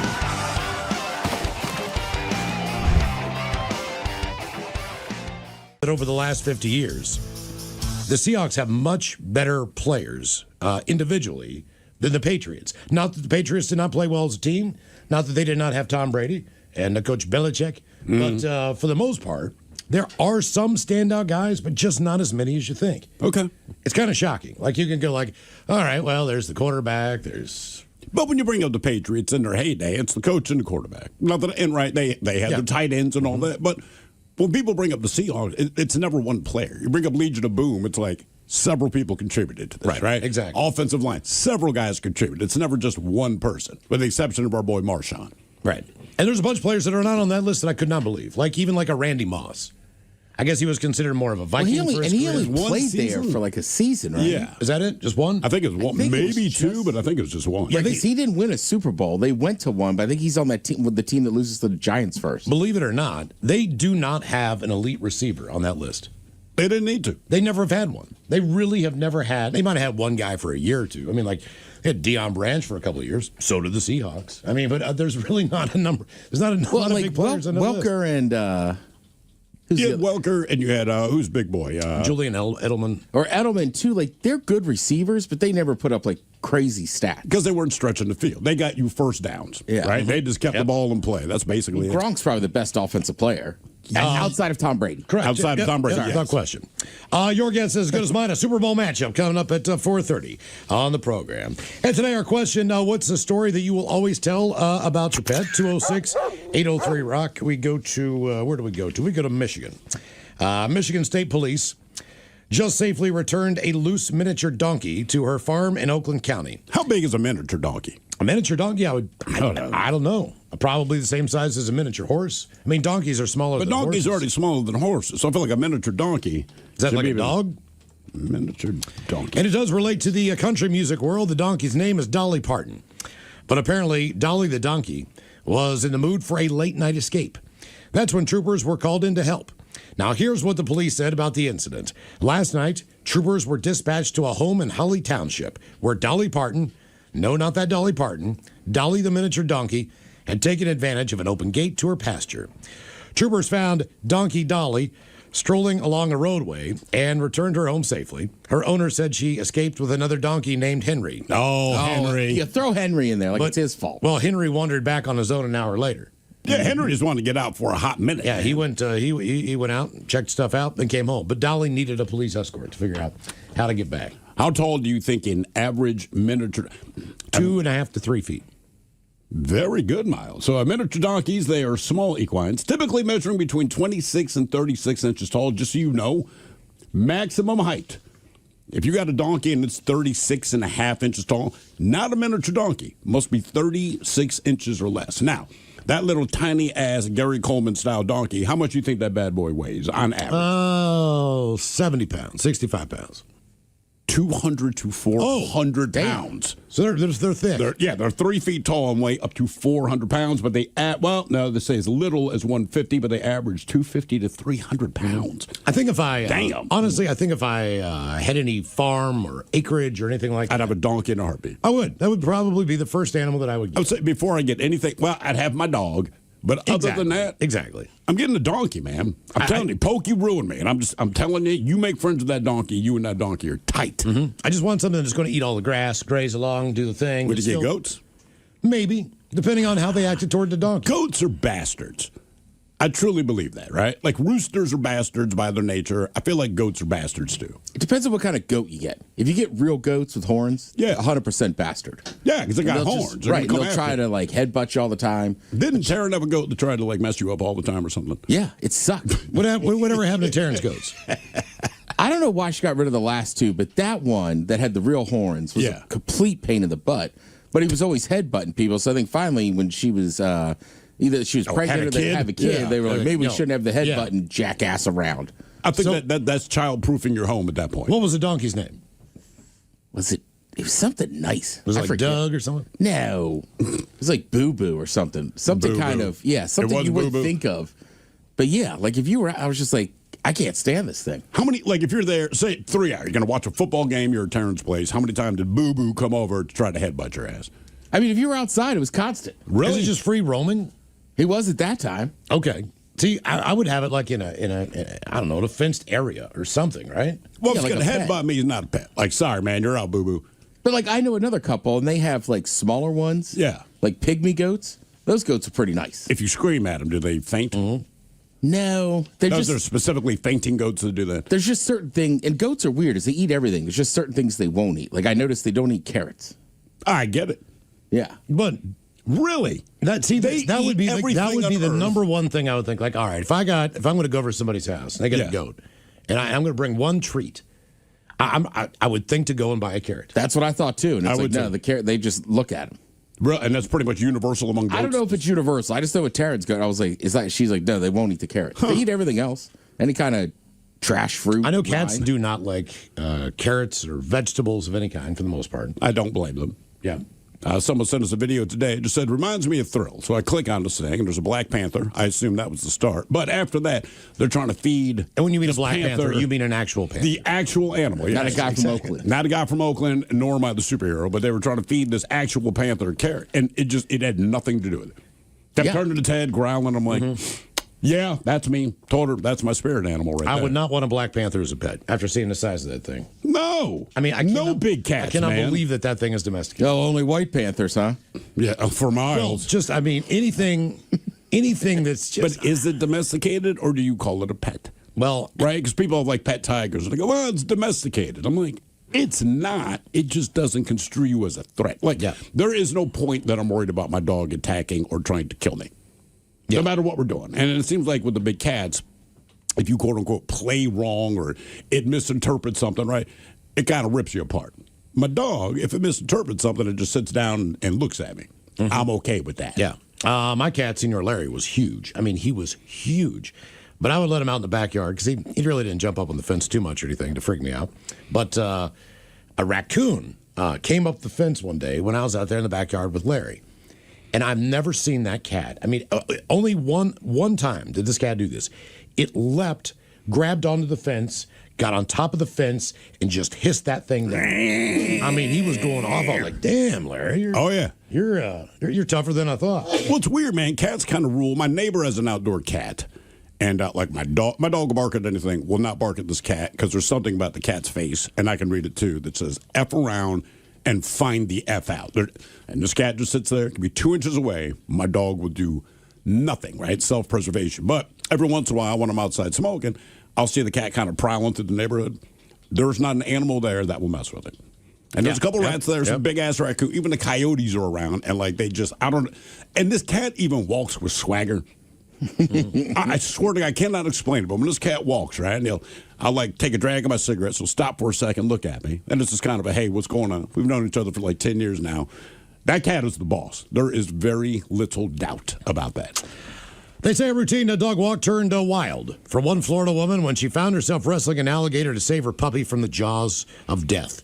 Danny Wright, a resident of Land O'Lakes, which is north of Tampa. It's where they make butter. I did not know it was a real place. It actually is a real place. Yes. She stepped out Wednesday with her 4-month-old Shih Tzu Dax and was near a creek behind her home when a 5-foot gator shot out of the water and latched onto Dax's collar. Now, Wright is a professional pet sitter and a former college rugby player. She says she instinctively gripped the leash and found herself being pulled into the shallow water by the gator. She managed to yank Dax from the gator's jaws and toss the dog to safety on the shore. In the process, that alligator then clamped onto her left arm. She responded by fighting back, punching, kicking, even flipping the gator. She eventually broke free and scrambled back to shore with Dax, who escaped unscathed. The ordeal left Wright with several bites, but she did not need stitches. I was so lucky It was a smaller game. ISW. The shenanigans continue. This is the men's room with Miles and Thrill. Talking about going to the grocery store, if you happen to be heading there this week and stocking up for Sunday, do us a favor. Pick up some Men's Room IPA from Black Raven in the 20th anniversary lager, which they're still making, still out on the shelves. Take that over to your buddy's house for the game. Also, the Men's Room roasted red salsa from San Juan Salsa Company. And, of course, the Men's Room beer brats, if you're throwing stuff on the grill, from Uli's Famous Sausage, and help our friends at the 3 local Fisher House locations. We would appreciate that. Our question, what is the biggest mess that you've ever had to clean up? 206-803-ROCK. Most of the people that have called and or texted and or emailed and or messaged in, they've all been saying it's been like messy stuff, vomit and maple syrup, etc. Mike, you said the guy hung up. He did. But his situation was a little different. I was really upset that we lost this call before he could get on there. But man talked about how he had a friend that unfortunately passed away in a motorcycle accident, and I believe he was on deployment. Don't quote me on that one. But either way, he was tasked along with a buddy of his to go to the man's home away from home and clean up a few things before they got a group out there to move all of his stuff back home to his family. Right. All right. And he says the amount of porn that we had to pull out of this man's house before so it didn't get sent home to his family. Wow. Did you say, was it like nasty mail order porn? Or are we talking Playboy? They're taking that home. Oh, damn right they are. It's not cleaning up, throwing it away. You're going through what you need. I mean, my first collection of porn, it was all like the old early 70s, late 60s Playboys. But the woman across the street divorced her husband. She got the house, getting rid of her crap. And she just put it in brown paper bags, like out for recycling, kind of. Sure. So it's just on the side of the road. But I mean, it was just endless bags. And I remember my brother running into my bedroom. It's the summertime. And he's like, Steven, you got to see that. You got to see that. I'm like, what, man? He's like, just come on. And we kind of lived out in the woods, and we went down there. And I mean, it was like a treasure hunter, finding the lost Spanish doubloons under the ocean. We were like, oh my God, this is the motherlode. So as my mother recalls the story, we didn't want to just grab. I don't know why we didn't just grab the paper bags they were in, but we would go in and ask my mother for all the spare paper grocery bags. And according to her, I don't remember this part, she said, you guys were trying to convince me that you were collecting pine cones, which would be like anywhere in Washington State. Like, if you need them, they're probably in your yard. But she's like, you guys are kids are stupid, whatever. But she goes, our entire yard was pine trees. There's pine cones all over the yard, but you guys didn't go to the yard. You went down the driveway, and the driveway curved just enough that you just couldn't quite see the street from there. And you guys would walk back with bags. And again, I don't remember. But she said she was in the kitchen, and the kitchen's on the second floor. So when she looked down, she could see the tops of the bags, and we were smart enough and savvy enough to cover the tops with pine cones. She's like, but then it seemed weird because you guys were taking all the pine cones down to your respective bedrooms, and you just bag after bag. And I couldn't imagine why you guys needed this many pine cones and why you insisted on going to the neighbor's house to get them as opposed to the yard. Yeah. So she's like, I let you guys go play the next day was the whole thing. So this has been on her mind all night. She's not going to bug us that night. She goes, the next day, I go down to your guys' bedroom. She's like, I could not believe how much porn I found in both of your bedrooms. And as mothers are wont to do, she freaked out, called my dad at work. I guess my dad's response was something like, what do you want me to do? I mean, like, they're young men. They got divorced. I know where they came from. And she's like, I can't have them in the house. So my father said, don't say anything. And so my mother, being my mother, she said something. So we got home, man. And it's just so humiliating and busted. So the worst part was the porn she found. And like I said, this guy just had years of Playboy. So we both just had massive stashes. And she knew they were under my bed, right? So I did not know that she knew I had them under my bed. I thought she knew about the ones that were in the chest in my closet. So she came to me before she went to my brother. And she's like, Steven, I know when you and your brother are grabbing all those damn dirty magazines, blah, blah, blah, blah. Right, you're already getting yelled at. I'm already in tears. It's a horrible thing. She's like, I want you to grab the ball and start throwing them away now. Mm-hmm. And I remember when I opened my closet door, she's just like, what? Because I opened up his chest. She's like, I'm talking about the ones under your bed. And I'm trying to close it real quick. Like, oh, dude, she could not believe how much porn. How old were you?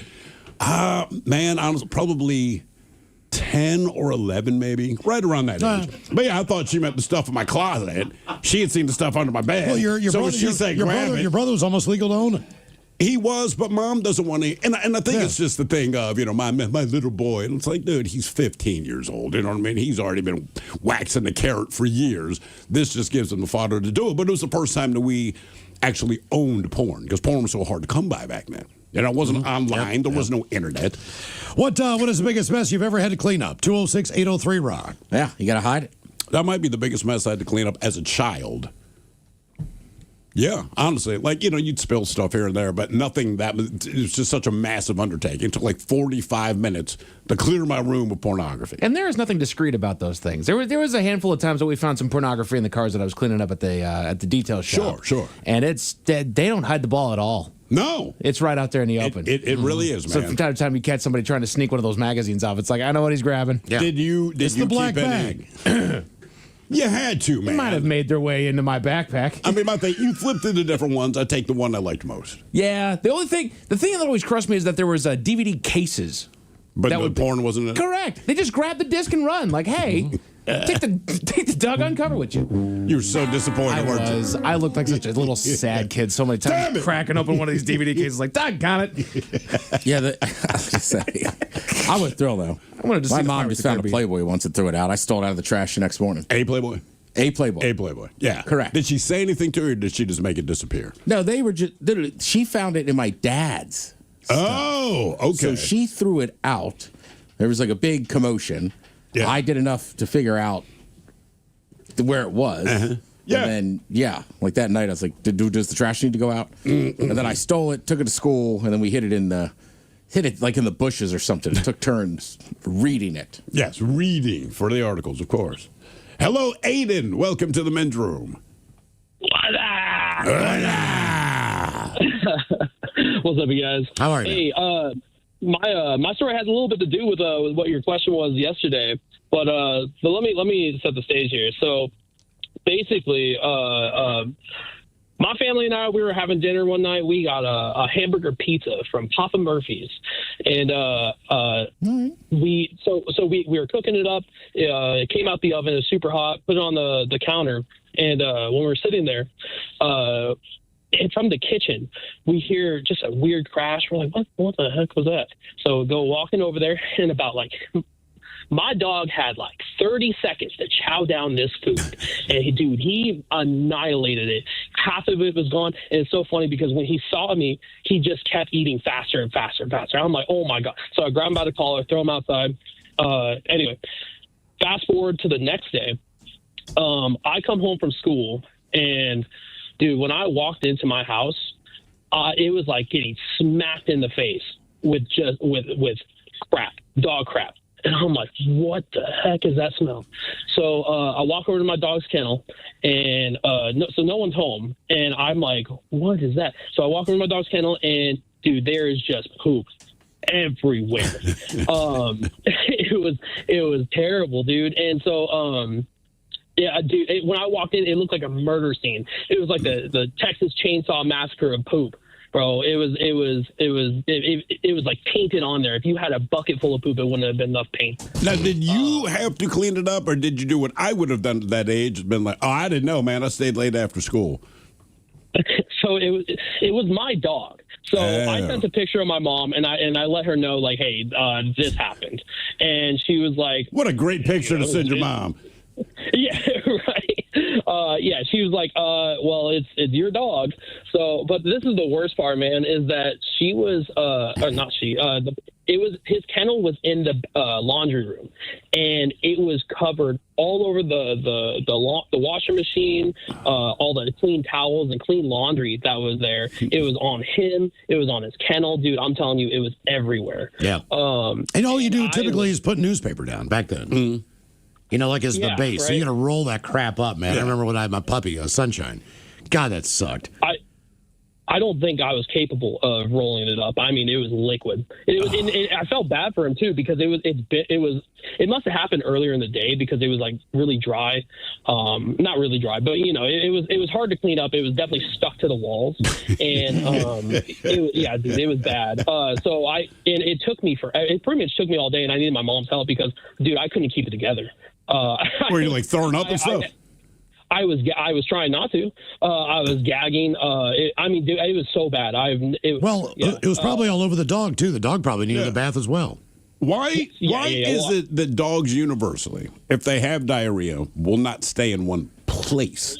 You don't have feeling if your dog has diarrhea and it's indoors. Oh, they trail it. You know everywhere. We had a waterfall going down our stairway, and my wife and I are looking at this like, did she start at the bottom and run up top? Did she poop at the top and it rolled down? Like what? How is every stair on the way to the basement covered in poop?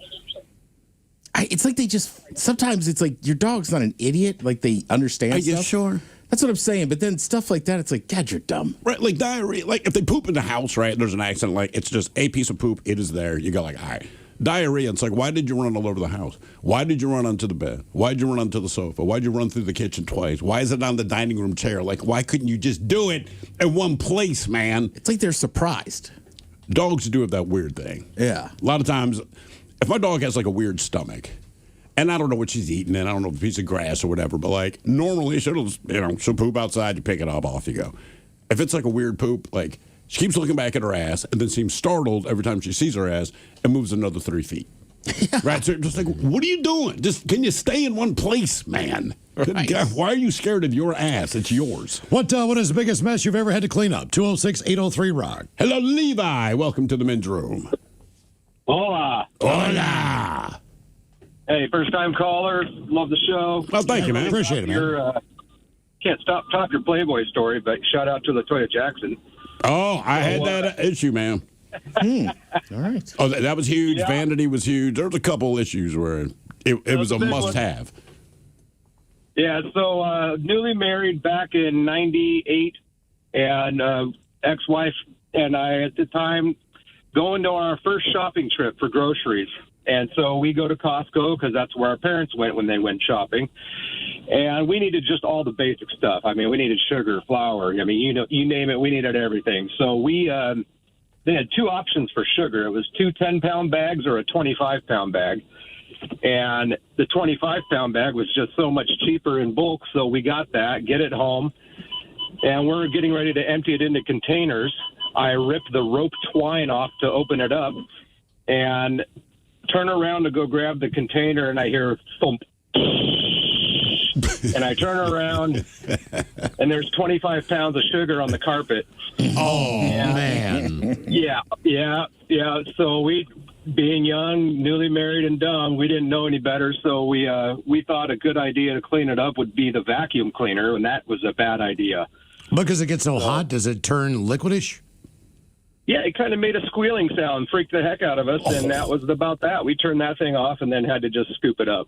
How much of it did you actually save? We saved a good probably 20 pounds. That sounds about right. You know, nothing touching the carpet, but, I mean, we were married for 11 years, and at the end of that 11-year marriage, we still had sugar. I mean, Jesus. I bet you did. So what do you do if you're not a baker? Yeah, I mean, if the vacuum cleaner starts squealing when you're trying to get it out of the carpet, what do you do to finally clean it up, or did it just need to be shallow enough on the carpet that the vacuum could handle it? No, we actually had we bought rented one of those things from Safeway or the store where the vacuum or the carpet cleaners. Oh yeah. I actually own one of those now.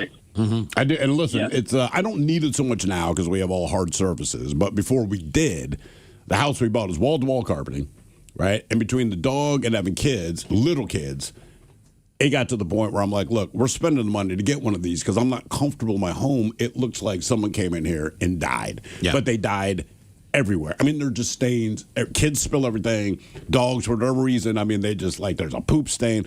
Still own this thing, and I'm telling you, a couple of area rugs now, that thing, it's worth the money if you have soft surfaces. It really is. Yeah. One of the doctor's appointments I had last year, an allergist. So I got to go to that to figure out, breathing in my nose, all that crap, right? So they put these grids on your forearms. Okay. And they prick you in each of these different spots. So they take a needle and they just keep poking you, all right? What are they doing? They're going to drop a different substance on there, all right? And that's going to be able to tell what your allergy could possibly be. Okay. Because once you have an open wound on your hand or your arm, then they put a little beaker drop on there, And they figure out, okay, you're allergic to bees, you're allergic to peanut butter, and all that stuff. Oh, all of the above. So whatever it is. So they go up the entire my entire inner forearm with all these little dots, probably 30 different pricks up and down my arm. And then the woman goes, "Do you have any carpet in your house?" And I was like, "Well, not really." I was like, "I got my stairs are carpet." Yeah. And she's like, "Oh, I need the other forearm then." So she takes the entire other, and like half of this thing was just if you own carpet. So what did I learn from this allergy appointment? If you got carpet, all the crap's in it. There's a ton of crap in there that you do not want to know about, and you probably don't want to have it in your house. Okay, that was the lesson I learned. Like, not that you have allergies, not any of this stuff, because a couple rashes came up in certain areas. Sure, but the whole other arm was for carpet. Damn, like everything else for everything. The other arm for everything under the sun, pollen, you name it, whatever it is around its area, pine trees, the whole deal. The other arm, carpet, just carpet, just carpet. I was like, God damn. Having hardwood floors is so much easier. Yeah, we got tile and hardwood, and that is my. I didn't know that carpet. And I should say hardwood, even if you just like right, you could use like those snap together kind of ones to cover them up. Yeah, we got a few of those. It's just so much easier to clean and everything else. Yep. But again, if you have a dog and they have to poop or puke, if you don't have an area, they're just going to go find the bathroom. They're just going to they're going to do it. What is the biggest mess you've ever had to clean up? 206-803-ROCK. Hello, Todd. Welcome to the men's room. Hola. Hola. How's it going, guys? Doing well. Right on. Hey, it's hard to, like the previous caller, it's going to be hard to top that porn stash, but I think I got I did not think that would be the thing. King. Hey, I tried to be. My mom ruined the whole freaking thing. Gotcha. Hey, back then, man, I would have been looking for Barbie Benton or the Landers sisters back in the old Harry Potter days. You know what I mean? One of the issues we had did have Barbie Benton. I do remember that. One of the issues that we had, and like I said, we had hundreds. But yeah, Barbie Benton wasn't one, and it was awesome. Back to carpet. Yeah. Oh, yeah. All right, man. So mine was back. It was over a couple decades ago. I was working at the old Olympia Brewery down in Tumwater. Well, back then it was the Miller Brewery. So a coworker of mine was filling a tank, aging tank, up on the 4th floor. These tanks held 1,010 barrels. So 1,010 kegs of beer these tanks held. All right. So mid-shift, he finishes the tank on the 4th floor, shuts it down, goes up to the 5th floor, hooks up to another tank. He goes back down to the filter room, sets it for 1,010 barrels, hits start, and he forgot to close the valve on the 4th floor. Oh. So 1,010 kegs of beer went out on the 4th floor, leaked down to the 3rd, to the 2nd, to the 1st, went into the sewer. This is graveyard shift, 11 to 6, or 11 to 7. So at about 5 o'clock in the morning, he goes over to check the tank on the 5th floor, and there's no beer in it. And we look out and so we go down, they shut everything down, call everybody over. You look out, all that beer went down into the sewer, lifted the manhole covers. Jesus. There was like 6 to 8 feet of beer foam surrounding that entire building. You couldn't see the building. You couldn't see the damn parking lot. We had every guy in the place out there with defoamer trying to spread it before the office and bigwigs got there instead of it. It was nasty. Did you guys manage to clean it up before management noticed? Almost. Almost. We got everything around the building. Early birds got into the parking lot and were driving through beer foam. And old Franco wasn't a very popular guy. Yeah, I can't imagine. I bet he wasn't. Damn. What is the biggest mess you've ever had to clean up? 206-803-ROCK.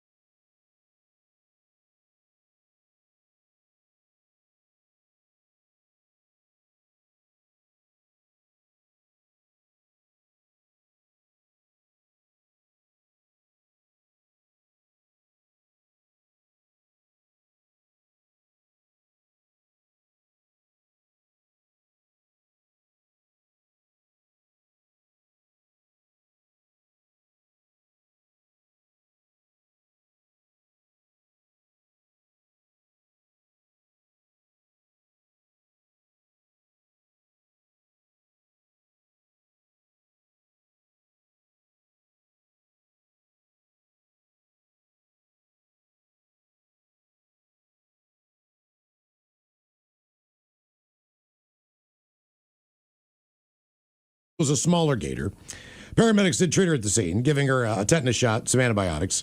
Wildlife trappers soon captured and removed the alligator, which they expected to be euthanized. I freaking fought a gator and won, she said. Alligator attacks in Florida remain uncommon, with the state averaging just 8 unprovoked bites requiring medical care per year.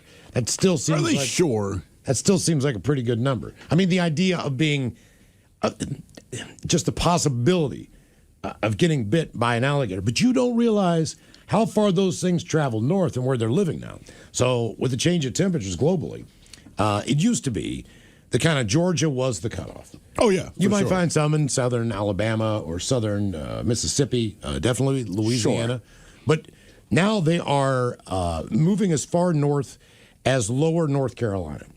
But what I find troubling is they already passed like Myrtle Beach. Yeah, which to me is crazy. But what's troubling is they're not really, they might be stalking you, but they're not trying to hide from you, right? So if you live out in the cut, you might say, yeah, man, we deal with bears, but you kind of live in bear territory.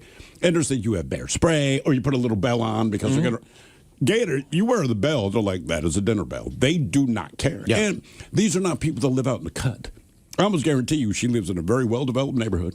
But there's a body of water, and that's all you need in Florida, man. And not only that, but in Florida, a lot of the communities are gated. And for whatever reason, and I don't know what it is, but they feel the need to put a man-made lake or pond on the property. They want to attract more gators. They're not, that water wasn't there before. There's no reason to go ahead and do a man-made lake with, a dam on one end. And Florida's not like dry. a levee kind of thing. That's basically what they do. So that everybody has a house on the perimeter of a lake. It's a man-made lake.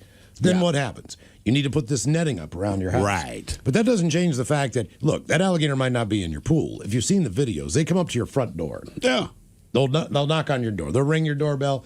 You could lift up your garage door and go out to take the trash out at night. There's a gator in the bushes, man. You just can't see it. Gator in them our bushes. Yeah. I mean, Miles has said it, but like I had a girl I knew, her mom lived in Orlando. All right. So we went down there once, like a day or two early before we go to Disney World. And like her, right, like I'm like 19, so her and my mom are like gonna go out, and they're like, she's like, you know, whatever. I was like, can I use the pool? And she's like, yeah. So it's outdoor, but they're all screened in. Yes. Yep. And I said, why is it screened in? She's like, gators and snakes. I never saw the alligator and coming. There was a lake in the backyard. If you live in Florida or anywhere there are gators, you have to keep your eye out 24/7. But if the Massachusetts native finds herself in a similar situation again, she expects to act just the same. Though she acknowledged she could have lost her arm, I wasn't going to let that dog get eaten. I'd end up in a psych ward if I went through that. Our question, what is a story you will always tell about your pet? 206-803-ROCK. My story would have been different. My story would have been like, man, I was so broken up watching my dog get eaten by a gator when I ran home. Hello, Tina. Welcome to the men's room. Poor bastard. Hi. Hola. So I had a black lab, and a couple doors down, there was his girlfriend, another little mutt dog. I'm getting ready for work, and he came running to the bathroom, and he was whining and running back. And then back to me, barking and running towards that direction, over and over like Timmy in the Wells. So I ended up following him, and he brought me all the way to his little girlfriend's house where they kept the garage door cracked open so the dog could go in and out. And there was his little girlfriend with her two front paws stuck together by a double-barbed salmon fishing hook. Oh, God. Oh, Jesus. Yep. So how do you think your dog knew? Could he hear the cries? No, I'm sure I'd let him out every morning, and they would just meet up and play. That was his little girlfriend, and somehow she got into it, and he came back, and he literally whined and barked until I followed him and looked around their garage. I found wire cutters, cut the hook just so that she could be apart, and grabbed her and took her straight to the vet. But, yeah, he was not going to let it up till I followed him. That's amazing. Wow. It's like, you got opposable thumbs. We need your help. Damn, man. Right. Dogs are smart, man. By the way, quick side note. Tina said, like Timmy in the Well, referring to Lassie. We did research on this, and believe it or how many times do you think Timmy got stuck in a well? Because that's everyone's go-to. Lassie barking. I want to say he never did. He never did. They had one episode of Lassie, and in this one episode, Lassie was stuck in the well, not frickin' Timmy. Yeah. Timmy had to run home and tell everyone else, hey, Lassie stuck in the well. Lassie gets too much credit. That's all I'm saying. Correct. He I mean, it's never went well. ridiculous, Timmy's like, right? Jesus Christ, guy. Why does everyone think I'm so stupid? For 70 years, we've been thinking this Timmy kid's just dumb. And he's like, Lassie was in the well. It was in the episode. That was what Sunshine was. She was a border collie. Collie, yeah. But that's the crazy thing is I just don't see those dogs anymore. Not much. Yeah, and if you want a real hero dog, you look up Rin Tin Tin, okay? He was what, Army? Yeah, he was in a war. He was a great actor. He was a great American. Not like that fake Lassie. I don't know. Max the bionic dog got a bionic jaw. Look, man, he's working covert. Well, You they're know what I'm saying? canine dogs, but are there Army dogs? Yeah, I'm telling you, man. Rin Tin Tin was in service. Well, I know, but I mean now, currently. Like, There's gotta be a dog is there for something, right? I mean, smelling bombs, something, right? Maybe I not. guess. But are there attack dogs? In the Army? Well, yeah. I don't know. Well, you know what? Maybe. You think about cops. They can draw a gun. Yeah, exactly. That guy keeps running. They're not going to let go of the dog. That person stops dead. Exactly. Our question, what is the story you'll always tell about your pet? 206-803-ROCK.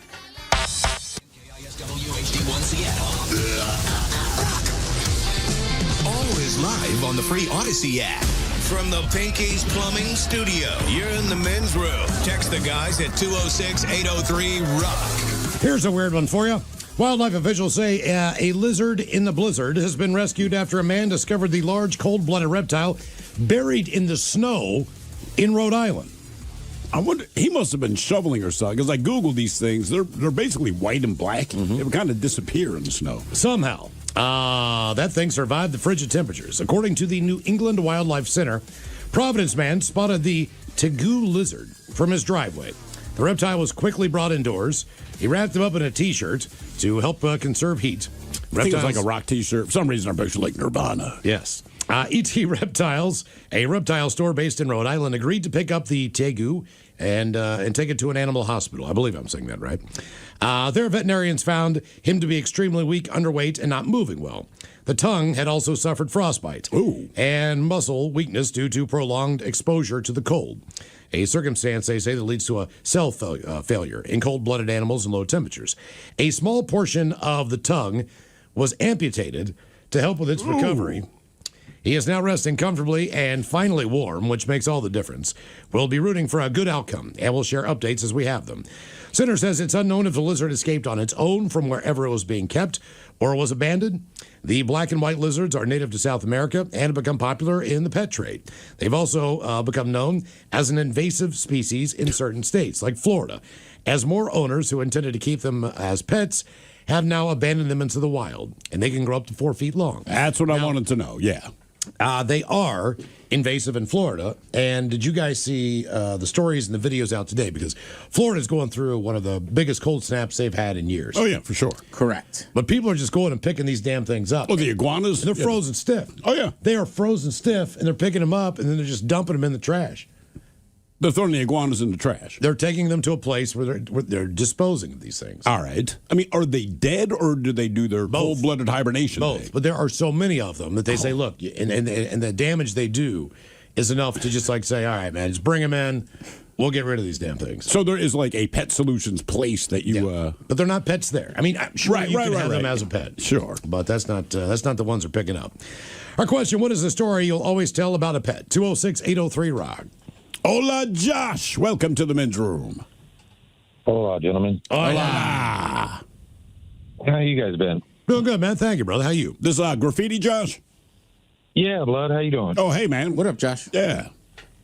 It's been a rough weekend, dude. I lost my dog on Friday. Oh, no. You lost your dog? Damn. Yeah, man. Me and the wife, I dropped my daughter off at the community center where she be volunteering and stuff, and came back. Me and the wife was watching a movie, fell asleep on the couch, and she was right there, and I just took her out to use the bathroom, and she's been having problems a lot lately, and hell, I just dropped $600 last week at the vet, and 99.9 KISW and KISW HD1 Seattle. Always live on the free Odyssey app. From the Pinky's Plumbing Studio, you're in the men's room. Text the guys at 206-803-ROCK. For about 45 minutes, Troy DeRozier of Wisconsin was trapped in more than 9 feet of cow manure in the 12-foot deep pit underneath his dairy cow barn. He had a hatch to the dairy farm's manure pit open so he could use a piece of heavy farm equipment to churn up and pump out months worth of manure from his some 200 cows. 2 million gallon manure pit, 12 feet deep. It's 108 feet wide by 224 feet long. And it's full of poop. He had placed a board across the back of the opening to the pit so he could move around more easily. But the board snapped and DeRozier fell in. The power then from the manure pump shot him 40 feet under a pool of manure. It's basically a river of manure that's still blasting at you. I was totally submerged the whole 40 feet. I was trying to figure out where was up. He was under the liquid, disoriented, until he found a support column to hang on to. I spit the manure out of my mouth, and I was able to breathe. In desperation, you need something to save your life. Just do whatever. But he was becoming exhausted, fighting against the current of the pump, and was shivering in the cold liquid on a cool March afternoon. Somehow that's worse. The gases, as well, are extremely lethal in manure pits. Smell it. I just thought there's no way anyone's going to find me. After more than 30 minutes in the pit, Osceola High School senior Alex William, who milks cows on the farm, heard his cries for help. I kept hearing a noise that sounded like yelling. Sounded like it was kind of coming from this area. Once he realized what was happening, he ran over to the guy's son, Jordan, to help. He called me and said, "Get a ladder. Your dad fell in the pit." They got the opening of the pit. Wet, cold, and exhausted, he worked to swim to the ladder, eventually pulling himself out of the pit. 45 minutes after he had fallen in. When I look back now, I see there's a lot of miracles that happen to make it so that I'm alive. And I am very thankful. You're optimistic. He does credit the good ventilation system in the barn and his ability to stay calm as reasons why he made it out of the pit alive. I have a question. I don't know if anyone knows the answer, all right? So there's poop, there's dung, there's guano, there's scat. I believe all of those are just straight up poop, right? Well, depending on the animal. Is manure different than poop? Like, has it been treated? I know it. Typically, when you say manure, it has a destination. It does. Fertilizer. It's going back out on the field. But when you have a manure pit, is it still just poop, or is there something happening that's changing it from just straight poop to manure? Like, I feel like manure is the middleman, right? Let's see. I just typed in, is manure different than fecal matter? Distinct from general fecal matter because it's a mixture of animal feces, urine, and often bedding material like straw or sawdust. Okay. So yeah, basically they're scooping out. That's worse. They're scooping out the stalls and just throwing it into a slosh. That's turning it into a fun little mixture. I don't know if I feel, well, there's straw in it. Like, Right. So manure has poop in it, but poop is not manure. Okay. All right. I was just curious. Like, that's straight up cow ass. That is so much worse. I know. Just bits of straw and urine.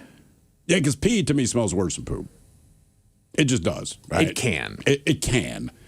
But oddly enough, you're absolutely right. The things that look real inside of poop makes it look worse. It does. Right, like straw. You go, thank God it's straw. But to me, in that moment, this is significantly worse than if it's just poop. Right. I can look into a toilet and go, like, that's kind of nasty. But then there's corn and lettuce and whatnot. Like, And it changes. That's what I hate about, like, horse poop, right? So any other animal, including people, apparently would poop downtown. And when Seattle had police horses, every time we walk through downtown, I mean, there's just mountains of horse heads everywhere. But after a car drove over it and breaks it open, it's just the straw. I don't know why. It seems significantly grosser than if it's just a straight up turd. Yeah. I don't know why that is. What is the biggest mess you've ever had to clean up? 206-803-ROCK. Hello, Kurt. Welcome to the men's room. Hello. Hola. Hola. Hola indeed. I had to turn off the YouTube feed to know that I was talking with you. But anyway, you guys are awesome. Oh, thank you. Good breaks. So what happened? Was that again, Miles? Ted said good breaks on your... Sounded like you were about to curse. You didn't. I said good job. Yeah, we call that tongue breaks, you know. Yeah, indeed. So this might be disturbing and it might be right up Miles' alley. My worst cleanup was a situation with an abandoned person left in a home to be eaten by rats. And you feel that this would be perhaps right up Miles' Yes, alley? Because why? I've had many friends eaten by rats before. That's probably why. Yes. Well, yes. no, but no. Miles always has the convenience of having like Sunday and the dog. Sunshine? Sunshine. Yeah. Sunshine. Yeah, Sorry. Sunshine was not eaten by a group of rats, though, thank God. But you don't know that.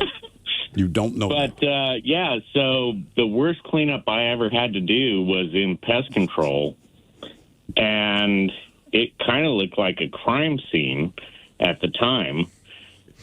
And so basically an infirmed person was left on the couch for rats to nibble at her. It was disgusting, and it was... Wait. But you said you worked in pest control.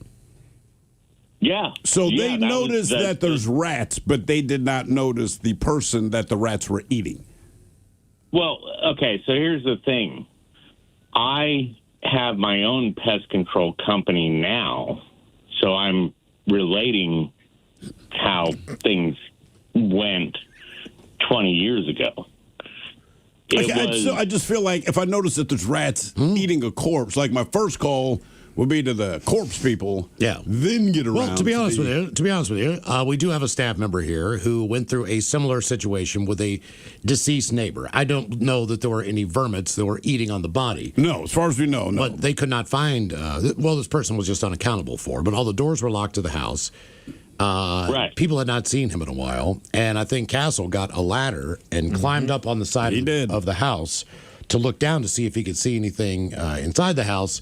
And he did see that his neighbor had passed on either in the kitchen or a hallway. I think it was the bathroom or whatever. So they had to go in there and take him out of there. Yeah, I remember the story. I listen to you guys constantly, so yeah, I remember that story. So what do you do if you're in pest control? You roll into a place. You get rid of the rats. I mean, before I deal with the rats, like, do you call the cops because there's a person sitting there? Well, I was directed by that owner of and this is like 20 years ago, just so you know. So hopefully I'm not involved with whatever happened. This was a deceased person that was left behind by her family because she had Alzheimer's disease, and then... Well, hold on. What Steve was asking is, what was your job when you got there? I mean, do you just clean up the rats and leave the body, or what? Yeah. So my job, no, I had nothing to do with taking care of the dead body. I know that. I said, did you clean up the rats? Yes. Okay, that was all. We were wondering what your job was when you got there. We know you didn't have anything to do with the body. We know 20 years have passed. We weren't saying that was an admission of guilt. Right. Was the body still there when you got there? What was your job when you got there?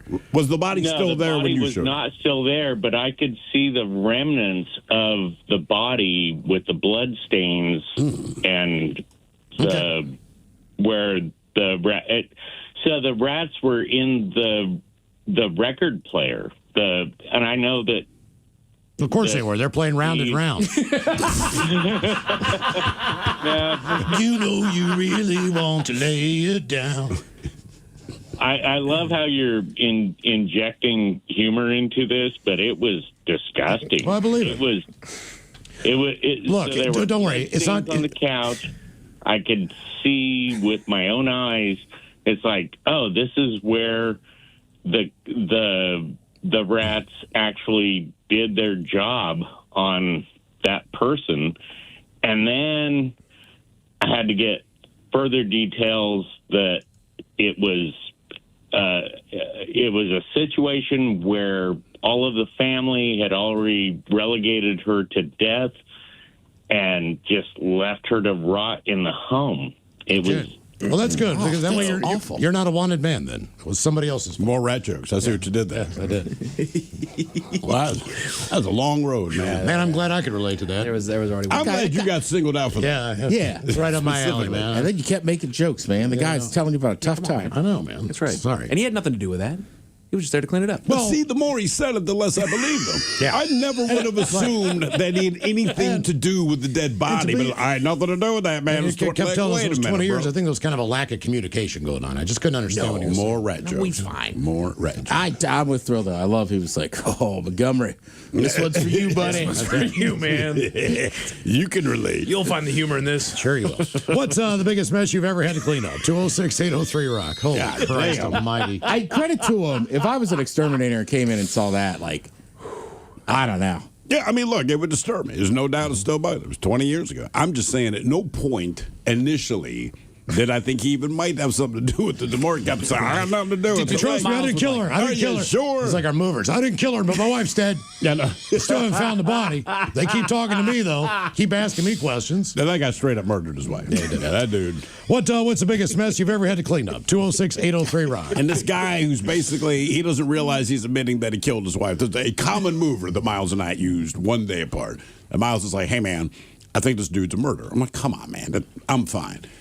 By the time he was done, I was pretty sure he was a murderer because every time he came back upstairs from taking something, the only thing he would talk about is his wife. And his wife had been murdered, and the cops can't find the killer. Then it was the cops can't find me, and I didn't mean to kill her. But no one knows who killed the wife. Right? But this is... way too much information. But it's broken up by 5 minutes because he's going down to the truck, comes up. So one of the last things he took out of the apartment, I had his cheap-ass IKEA dresser, hit it on the wall. You know, it's all particle board. And he's like, hey, man, I think I broke your dresser. I'm like, nah, it's cool, man. No worries. Water under the bridge, killer. Hello, Tony. Welcome to the men's room. Hey, can you guys hear me? Yeah, we got you, Tony. All right. Hey, guys, great show. High praise. Oh, thank you, man. Appreciate you, man. You got any stories for Miles? I do. So I'm working in a box warehouse 20 years ago. I'm on a forklift. 10 minutes before we open, somebody yells at me, Tony, get the peanut oil down. So I run down the aisle with my forklift. I go up to the third tier, the highest tier. I run my forks into what I think's the pallet, but I hit the peanut oil. Oh. 6 5-gallon buckets of peanut oil empty in a nanosecond. I'm covered. My forklift's covered. The floor's covered. We had to delay starting that day for 2 hours. They put me in trash bags, put me on a flatbed, took me back to the bathroom. I got dressed in new clothes, and it took 2 hours to clean this mess up. It wrecked everything in the steel, under the steel. It disintegrated my forklift. They had to clean the whole thing up. And me, well, I'm covered in peanut oil for the rest of my shift. The peanut oil disintegrated the mechanics of the forklift? It was in everything. The electronics. Oh, okay. Everything. They had to tear it apart literally and clear it. That stuff sticks to everything. How bad did you smell? I smell like peanut oil all day. I thought it smelled good. It smells like peanut oil. Okay. What is So what's the punishment for that? I mean, I'm sure they weren't just like, hey, that's cool, man. I mean, what did they talk to you about? I was a manager. I didn't get on a forklift that often, so they just chalked it up as a mistake. I didn't make that many kind of mistakes in forklifts, but yeah, they didn't punish me. It's just like stuff happens. Yeah, no, you're right. Stuff does that, but a lot of companies, man, even though this is obviously an accident, no one was trying to do. Some companies have a very adverse reaction to a quote unquote mistake. At least that's been my experience. I don't think they think that I did it by accident, but you never know. Like, we'll never know the answer to that. What is the biggest mess you've ever had to clean up? 206-803-ROCK. Hello, Landon. Welcome to the men's room. Hola, gentlemen. Hola. Long-time listener, first-time caller, huge fan. Oh, thank you, ma'am. So the biggest mess I had to clean up, when I was a senior in high school, I worked at a KFC. And my job was fairly simple, help customers clean the restaurant and the bathroom. Well, one day a girl comes in, looks like she really needs to go. She goes to the bathroom, does her thing. And about 20, 30 minutes later, a guy comes in. He's like, I want to order, but I got to use the bathroom first. I point him to the bathroom. He walks into the same bathroom. Not even 30 seconds later, he walks out and goes, hey, there's something in the bathroom that needs to be cleaned up. I don't think I can say this in the restaurant because there were kids present. And so I had to get somebody to cover the front so I could go look what was in the bathroom. And when I walked in, it looked like a full-on crime scene. There was menstrual blood everywhere. And when I say everywhere, I don't mean just the toilet, the floors. It was on the walls. It was on the ceiling. It was in the sink. Did her vagina explode? She might have had a miscarriage. I don't Possibly. know. I spent 2 hours in that bathroom cleaning it, and the very next day we had that bathroom closed, and somebody was in there with actual like bleach and like full on cleaning material. Just how did she look? She walked out and her hair was a mess. But I didn't think too much of it. I thought, oh, she's just like been in a rush and finally got to a bathroom, but it was a horrifying sight. If you could track her down, it'd be like heavy flow. Yeah. Did she still get the chicken? Didn't you say she ordered before she went? Well, no, it's the dude who discovered it. Yeah. I'd have been like, you know what, man, I'm going to go ahead and pass. So you were not in love. She draw pictures like a caveman. I need help. What's the biggest mess you've ever had to clean up? 206-803. That would be wild. Sorry.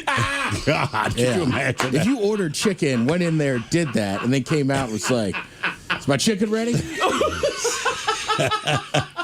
Damn. Because I mean, chicken you got to eat with your hands. Oh yeah. Call the hazmat squad. Hello, Jimmy. Welcome to the mid room. What's up? Hola. Don't get the spicy. What's that? Go ahead, Jimmy. Sorry.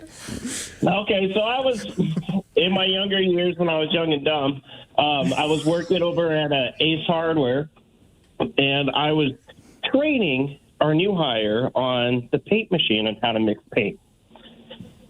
Lo and behold, and it was a busy day. We had like a buy two get one free sale on paint, so the paint department there was just busy. I had taught them how to load the paint mixer, mix the colors, everything else. So they load the mixer up, and it's one of those ones that spin around and around and around. And they didn't put the lid on tight enough. They didn't latch one of the two latches. Short of the story is paint was everywhere. It was oozing out from underneath. Nobody looks at the floor, and so customers were tracking it all the way through. Oh man. Do you remember the color? It was a burgundy red color. Oh, so it looked like a crime scene. Burgundy. You should have got a couple rats to come in. Yeah. Everything's come back to a crime scene. But we're talking, I'm on the paint department, which is at the front of the store, and there's trails of red spots, burgundy spots we'll call them, all the way back to the hardware section. Through the center aisle. It was a nightmare to clean it up. I bet it was. Yeah, I mean, come on, man. Every time they do that, anytime I bought paint, I'm like, I cannot believe they're standing that close to the machine. I kicked a bucket in my garage at a house I had. It was indoor paint. I was just doing whatever. Sure. But I mean, whatever color it was ridiculous. You know me and my paint colors. It was stupid as hell. But I had to paint the whole damn floor in my garage. Because the paint hit it and you're like, okay. It was just splattered everywhere. And I'm like, you know what, man? I'm going to fix my garage. Just paint it. Just going to cover over. What's the biggest mess you've ever had to clean up? 206-803, Rob. Hello, Sheila. Welcome to the men's room. Jesus, Sheila, you okay? My trash. Yeah. Oh, come on, Trent. Sorry, I was trying to put my trash in the recycle. I was like, what are you hiding in the bottom of a ball pit? How many vodka bottles was that, woman? I just got back from my cabin, and so, extra beer bottles. Mm-hmm. Hey, enough said. Cabin. Yeah. We get it. Hey, man, everybody's got that neighbor. It's full to the brim. Yep. I am that neighbor. Yeah. Okay, so I've been a wildlife rehabber for over 30 years now, and I've had a lot of gross stories, but I think the one that probably was the worst for me was, okay, do you know what botworms are? Botlin? Botworms. Botworms? No. No, but I already know. I don't look want it to up. know. All right. It's not fun. They're the larvae of bot flies. Oh, okay. Well, okay. Basically, they're a really big maggot. Cool. But unlike normal, the maggots you usually think of when you think of a maggot that eat dead flesh, these ones prefer live flesh. Oh. And it's right on Miles's alley. Yeah, it really is. Yeah, we had a seagull that came in, and I put it under anesthesia so we could, examine it. Did you say a seagull? And a seagull, yeah. Okay. And so I put it under anesthesia. I have it laying in the crate. It's like the top is taken off of the crate.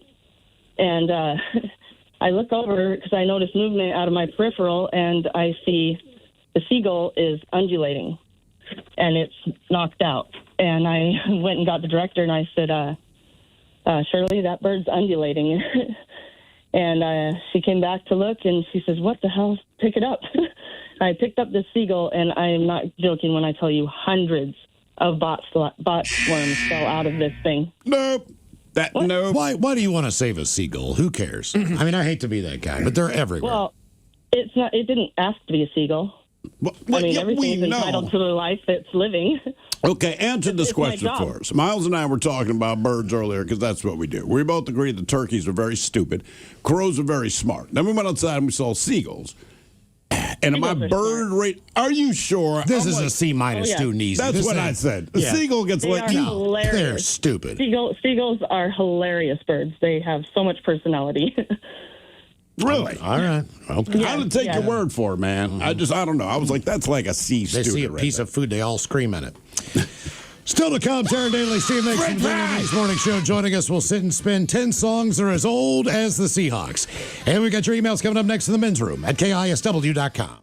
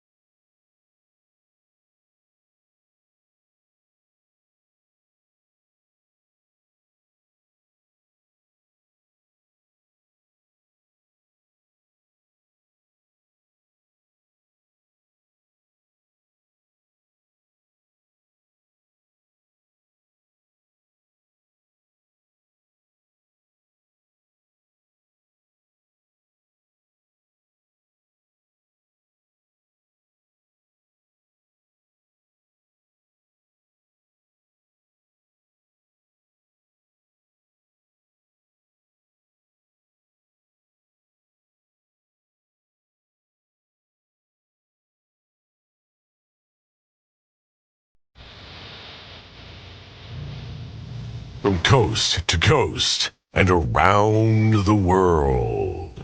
If it's not important, you'll hear it here, exclusively on In Action News. Here now are Stone Ledbetter and Felix Foxworthy. Tonight, the man who swore off social media wants to clarify that it does not include OnlyFans. But first, a crazy story locally. A brother and sister separated at birth, met and married last year, not knowing that they were siblings. Oh, that's crazy, man. Well, now she's pregnant with their first child, and because of their close genetic ties, they have concerns about passing down genetic disorders that may run in their family. And that is why you don't have children with your siblings. That is exactly why, Felix. The chances of getting genetic disorders being passed down increases exponentially in cases like this. Down syndrome, cystic fibrosis, sickle cell, Fragile X syndrome, Klinefelter syndrome. Klinefelter syndrome? Who is Klein and who did he feel? Klinefelter syndrome is a genetic condition, Felix. No one felt anyone. It's a condition that can lead to infertility and other physical differences.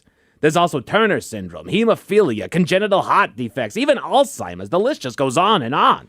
And you don't even have to inbreed to pass down the tough stuff, Playboy.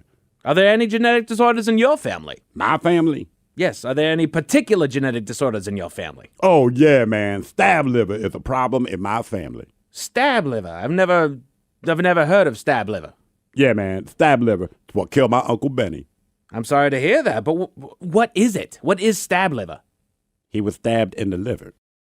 He was stabbed in the liver? Felix, that's not a genetic disorder. That's murder. It is both of those things, Stone. He was murdered when he was stabbed in the liver, but it's contagious, man. 6 of Uncle Benny's family members died the same way. 7 of your family members have been stabbed in the liver?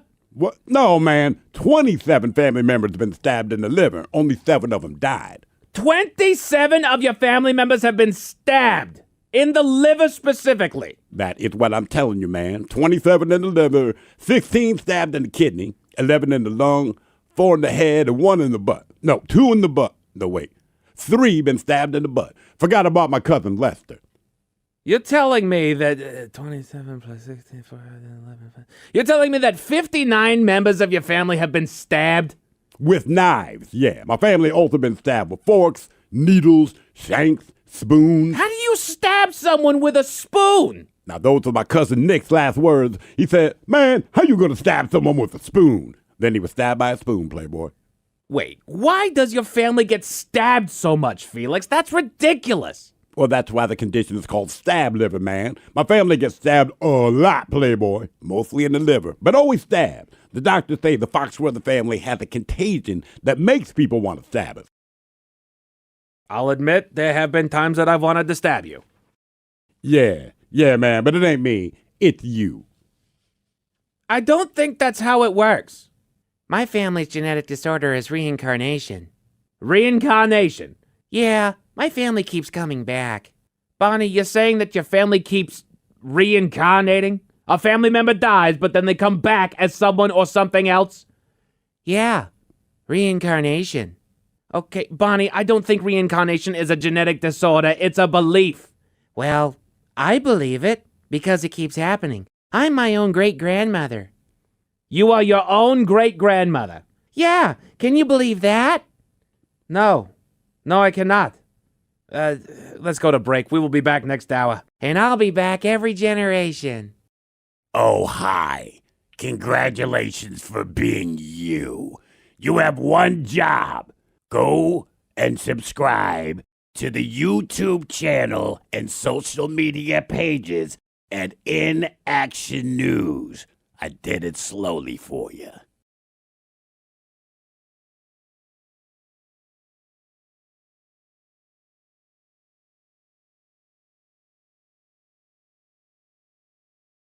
Live Night, the livest radio you will ever see.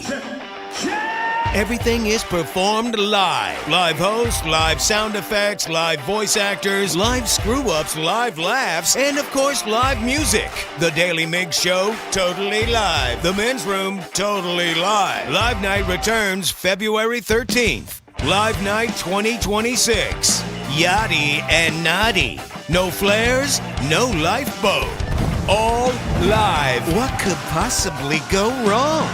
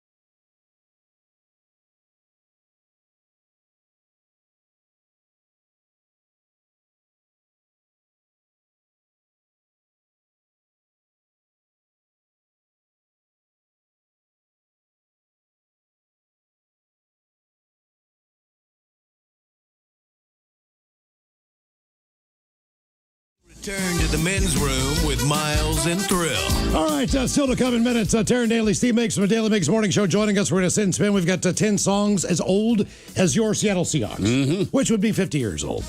But first time for a few emails to the men's room at KISW.com. You've got mail. You've got mail. I had a couple on the mess. Many years ago when I worked at Starbucks in Arizona, I had to clean the drain that we rinsed the Frappuccino blender pitchers. The mix of chocolate, milk, and other stuff actually smelled like a nasty toilet. I can believe that. Guys, a husband ended up cleaning the entire center console of my Ram truck full of vomit when I had a gallbladder attack. It was over 3 inches deep. He's a great husband. That's better than chili dogs and tequila, which I did.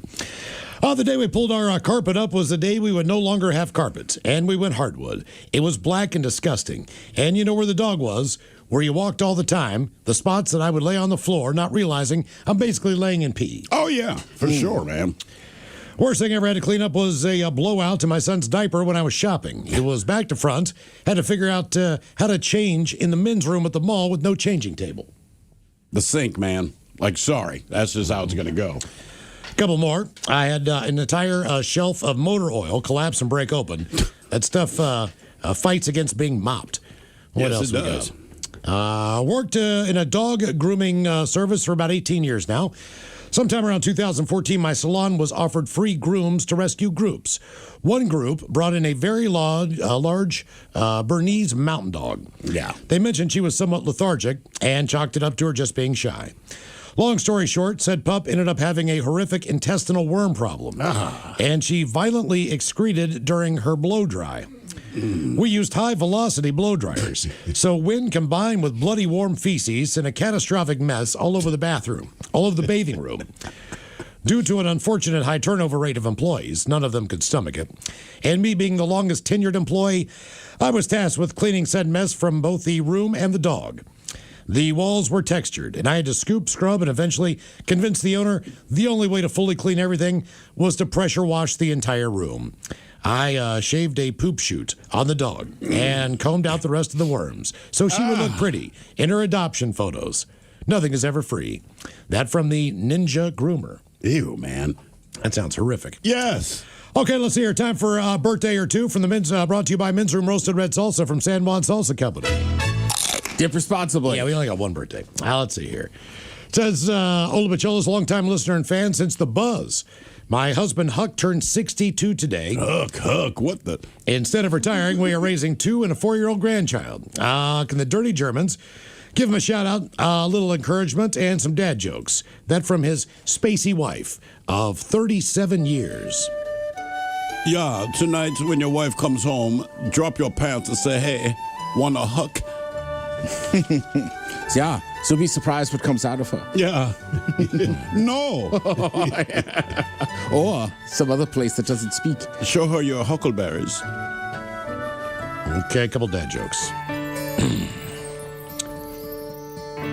What do you call a pod of musical whales? What do you call a pod of musical whales?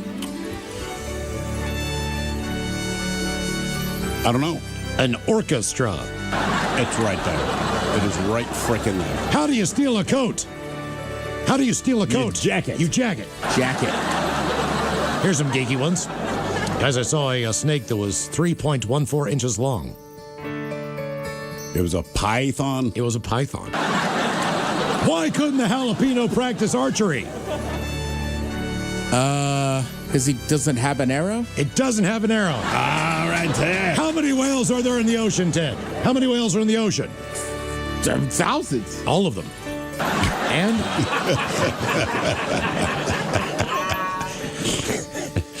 So stupid. Finally, what's the Seahawk defense's favorite dessert? What is the Seahawk defense's favorite dessert? Boston cream pie. Turnovers. All right. Yeah. Nice. Go Hawks. That's right. All right, guys, here you go. Happy, happy, happy birthday. Happy, happy, happy birthday. Happy, happy, happy birthday to you, to you, to you. Ya's a Dirty Germans brought to you by Men's Room Original Sausage. Available through Uli's world famous sausage, mensroomlive.com, and other fine retailers. Schweinefleisch. Yes, friends, it's time once again for Sit and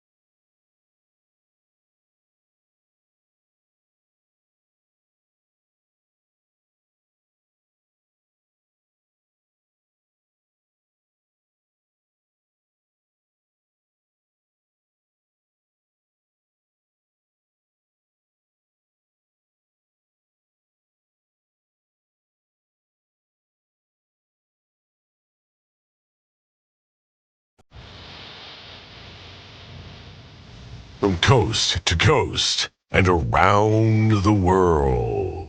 If it's not important, you'll hear it here, exclusively on In Action News. Here now are Stone Ledbetter and Felix Foxworthy.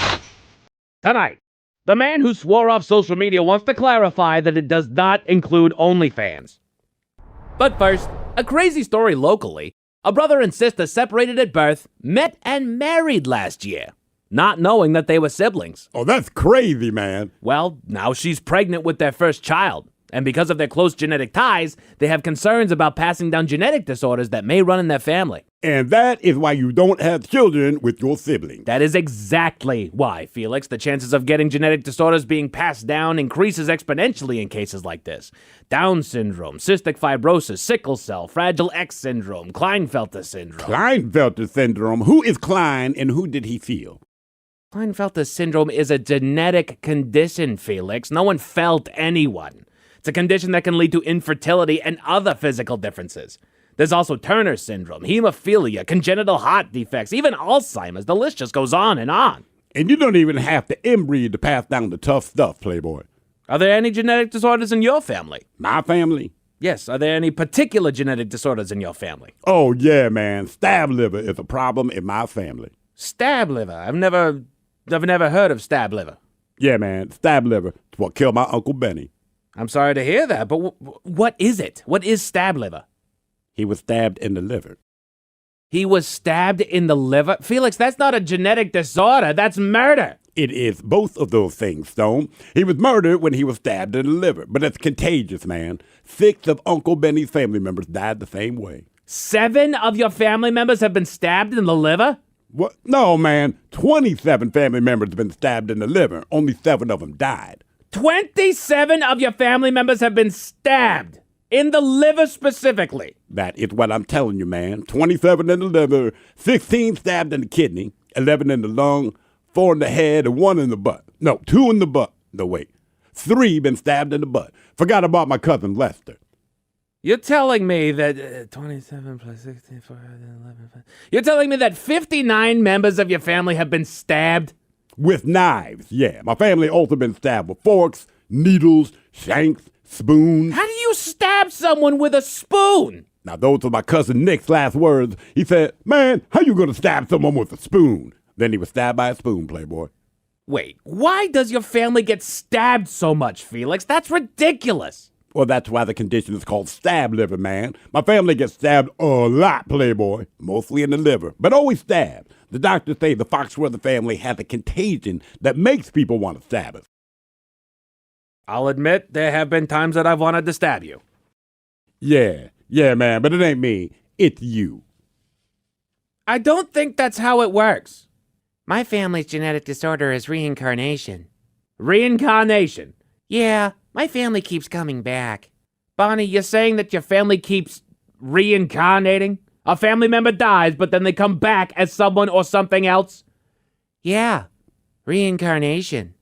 Okay, Bonnie, I don't think reincarnation is a genetic disorder. It's a belief. Well, I believe it because it keeps happening. I'm my own great-grandmother. You are your own great-grandmother? Yeah, can you believe that? No, I cannot. Let's go to break. We will be back next hour. And I'll be back every generation. Thank you for watching. Please like and share this video. It helps us a lot. And be sure to subscribe to our YouTube channel and social media pages at InAction News. Live Night, the livest radio you will ever see.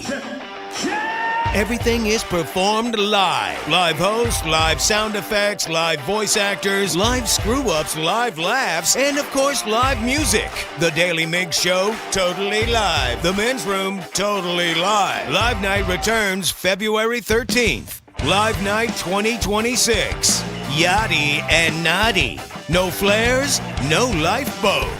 All live. What could possibly go wrong?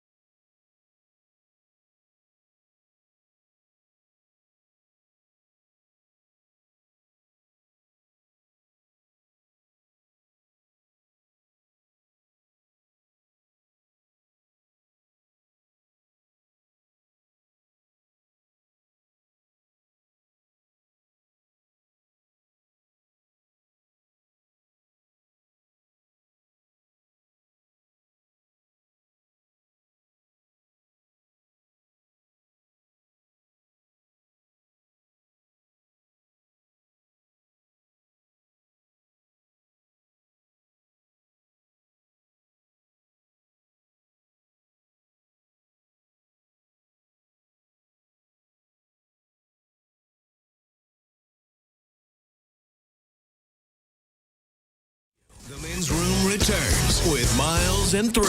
All right, coming up at 5:08, we'll drink and toast with a shot of the day. And we do have your headlines on the way at 5:50.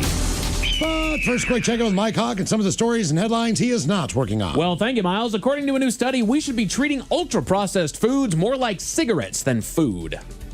Yeah, but the difference is people like ultra-processed food, so it won't happen. Exactly. That's exactly right. I mean, that's it, right? People are having 100%. People have an easier time going around and dealing with ultra-processed food, so because we like the taste. And look, smoking absolutely is not healthy. I'm a smoker. I know that. We like the taste. But we the like leading the cost. cause, heart disease. I'm like, I ain't gonna regulate French fries. You know why? Because everybody likes French fries. Correct. I ain't gonna touch ultra-processed food. It's basic math on that. Good taste, good price point, good convenience. Yep. That's not going anywhere. That's not going anywhere. I've been arguing that for years. I'm like, look, do what you got to do with cigarettes. I get it. Do what you got to do with booze. I get it. But these are not the number one killers. No. The number one killers you're not going to touch because we like our salt and we like our fried food. Mm-hmm. So just don't say, it's about your health. Like, okay. It's about what you can tax, brother. Again, I agree. Take control of your health. But you're not going to because the taste's too good. That's right. And it's cheap. Yeah, that's the main thing. I mean, that's a massive issue, right? I'm saying for a lot of people though, like it's just more expensive. Yeah, you can't really afford. A lot of people cannot afford just to buy healthy food, and then when you do, it tastes like ass. That's what you get at the end of it. You spend extra money for a meal you don't enjoy. Damn it. As a part of the America 250 tour, the world's largest steam engine is making its way back to Utah. Cool. Good for you, Utah. I didn't know that was where it came. That's Continental Railroad, maybe, isn't that where they put the golden spike where it finally met? The I believe the final golden spike they put in to connect East and West Coast and whatever that first train track was in Utah. So my grandfather used to work on a scenic tour like that. It was like a dinner, Yeah. How far did it go? Like, I think it was maybe a day and a half or 2 days. Damn. Because they had sleeper beds and all that. Basically, people booked this trip, and you took this scenic route on a steam train and whatever. He was the dude with a pocket watch and helping people out. He loved it. But the steam train counted as the choo-choo train. Pretty much. We don't have choo-choo trains now, right? Well, when I was a kid, it was a choo-choo train. A lot of those burn coal. Yeah. Right. A lot of them burn diesel, but diesel it's too potent for a people train, so to speak. Right. So they typically use steam just because it didn't stink. Everybody in the back gets blasted with diesel. All right. Archived documents have shown a decline in lead exposure since the establishment of the EPA. Well, that's kind of their job. Good job. We're getting the lead out of people. Cool. They outlawed lead paint, right? Right. You can't really use that anymore. Actually, you're not supposed to use it at all, blah, blah, blah. And the it was EPA is like, yes, this is exactly what you were hoping would be the outcome of that. And it was hair samples. What do you mean? That's the archived documents. They're from hair samples from I've heard that. back before the EPA was a thing. There was a guy that ended up getting charged with, I don't know if it was direct homicide, but like he owned like a 12-unit apartment complex. He kept repainting the balconies with lead paint. Knew it was illegal, but one of the tenants that was there had a little kid. The little kid would sit on the front porch and play, and like little kids do, ate some paint chips. They couldn't figure out why the kid was getting sick. They ran a battery test. They're accusing the mother, and then it was the hair sample. They're like, why does this kid have so much lead in their system? That's unbelievable. They tested the water, all this stuff. Finally went outside, and one of the more astute investigators is like, the paint is chipping. Everyone said, yeah, but you can't use lead paint. You go, well, you're not supposed to use lead paint. Right. They tested the paint. Oh, yeah. Realized it was that, put it on the landlord, and all the scrap came down. Put your thinking caps on, gents. Time for the Merriam-Webster word of the day. It is an H word brought to you, it's a verb brought to you by the letter H. I gave you guys a 50% chance of success on this one. This is kind of one of those wild and wacky words. But to do this to somebody is to trick or deceive them. Again, an H word. Hoodwink. Hoodwink, I like it. No, but it is right up that alley. I'm glad you like it, and I'm wrong. It's right. You'd be a great game show. I love that answer. You are so wrong. See, Alistair Beck just hated on people that got... No. He did. That was wrong. I'll say hijinks. Hijinks. Ooh. No, not that one. If it helps at all, he is it's also the name of a famous wrestler that was a little person. Hogsworth? So close. Hornswoggle is the word we're looking for. Hornswoggle. Yeah. That is a great word. Does anyone use it? No. If you I got hornswoggled again. Also could be hoodwinked. It could be hoodwinked. That was Steve's. If someone says hornswoggle, just know the person you're talking to is in fact a ghost. I got hornswoggled. That was hornswoggled. He died 120 years ago, yeah. MIT researchers have developed a small ultrasound device that could help women test breast tissue at home. And apparently it weighs like as much as a pineapple, so it's very easy to work with at home. Okay. Or you could just ask your husband. He will check your breast tissue. I don't know what I'm looking for, Mama. That's right. It's definitely there. There it is. First we get clinical, then I get cynical. And your breasts are identical. Well, one's, yeah. Always. Always. Do you sleep on your right? Why do you ask? No reason. No reason. A new study found that teenagers with strong family bonds are more than twice as likely to thrive socially as adults. You don't Yeah, say. nice. What do you know? How much do we pay for this stuff? That's my question. Ultimately, all right, what do we pay for this bit? A ball is round. Like what? Who pays for that? The most effective bouncing balls Thank are you, round. but how much did that cost us? They really should Because include someone that got in a the grant for that. Someone got a grant to study that. Right. So, But they do it over a period but of they years. approved the grant Right. and said, yes, this is worthy of study. And the thing is that I'd rather wonder why one of my boys falls farther down than the other. You know, Someone's anything- doing the study. Anything. Yeah. I want to be the person that can at least, I want to be able to be the person who approves the grants. And say, well, we're going to study if teens, that communicate more with the parents, have a better social life. The answer is yes. Denied. Get out of here. the answer is yes. Yeah. We don't need to look this We're up. going to fund the EPA study. The answer is yes. This in no Get way out of furthers our society. Right. We know. Apparently, 1 in 3 young people hits their parents these days. Say what now? And some keep doing it into their 20s. 30% What? of young people hit their parents. That's on the parents, man. I'll tell you that right now. My kids have never done that, and I guess there's a look on my face that says, if you want to die today and make that be your last thing, correct. Here's your moment. Right. If I ever hit my dad, you wouldn't know me. That would be yeah. There's the one time I was feeling so good. I'm 16. I don't remember what I did, but I do remember it was one of those. Wait till your father gets home, and legitimately it was. I hear him downstairs, and my door swung open, and I've been psyching myself up for 2 hours, right? Between the time I get home from school, trouble with mom, for whatever I did, it was worthy, it was bad.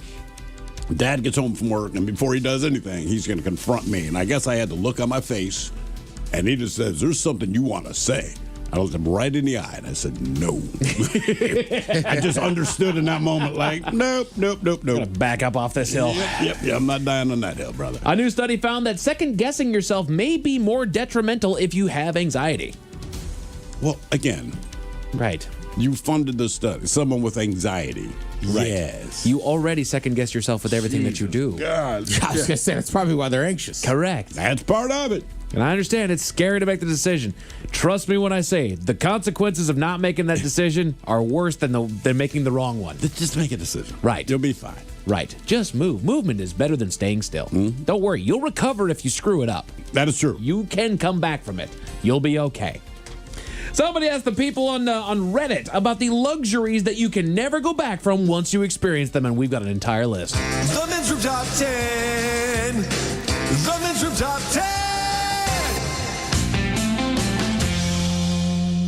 This comes to us from Ask Reddit. Is there any luxuries that you guys can think of? So the taste of the high life that you've had that you've kept in your life after you've had it. Like, nope, I can't ever go back.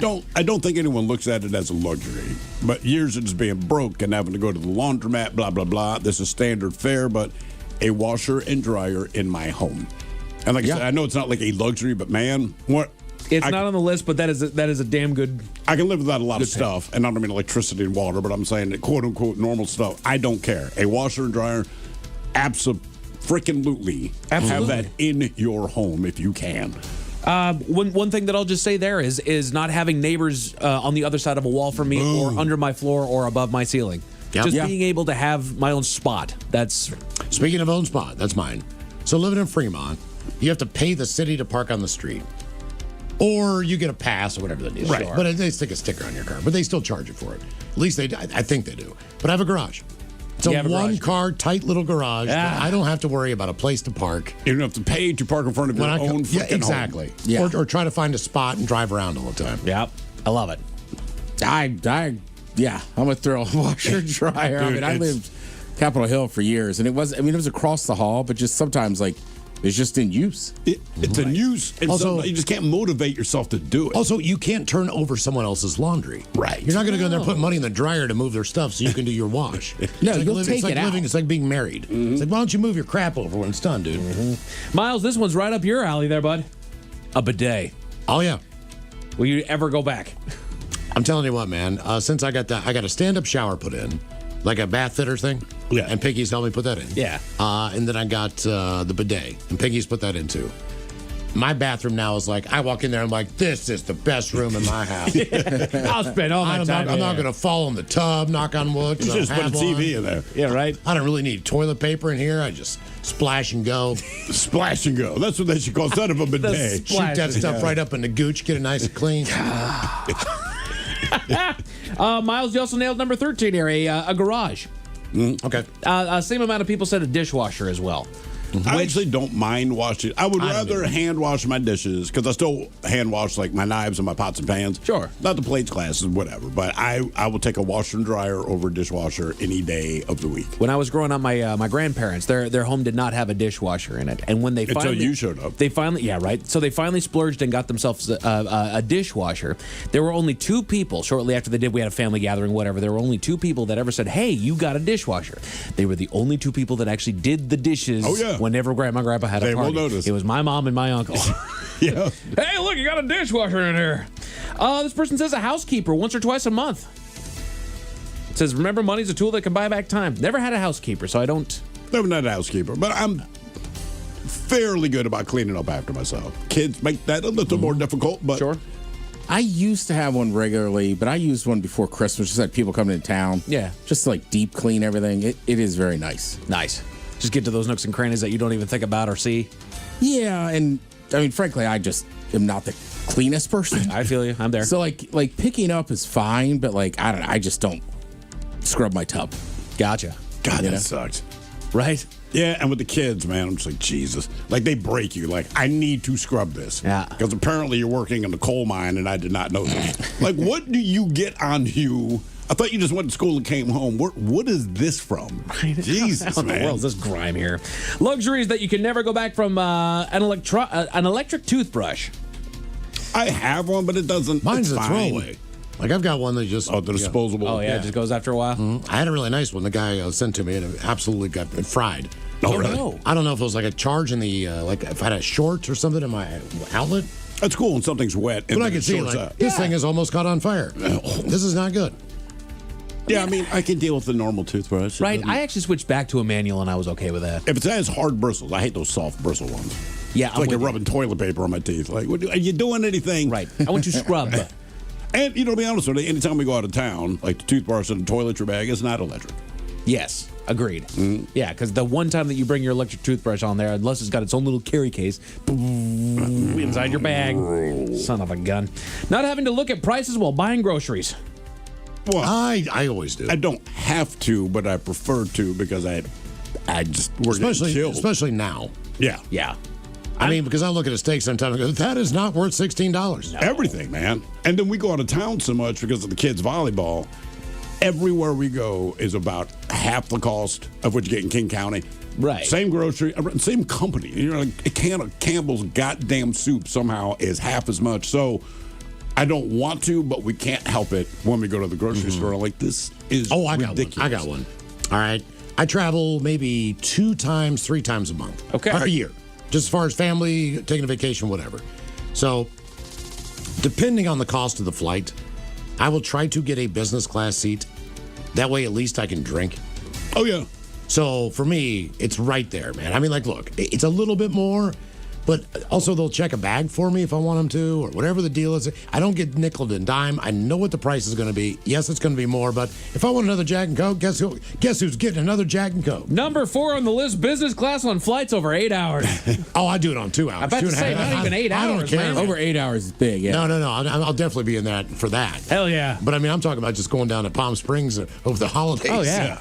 No, I'm business class. Well, half the time, if it's the price point, if you're going to get three drinks on a flight, It adds up to business class. It does. You know, we flew down to Vegas for the lady's 30th birthday. We went first class on that one. That was fantastic. God forbid there's a delay.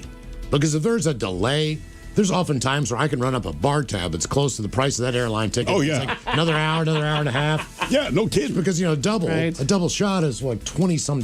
It is very pricey. Yes, No, we I- just had this experience. Like, oh my God, it's not like we're hammered, man. Right. We got a drink. We did And it's We did first class with the kids once, and it's one of those. We just got upgraded.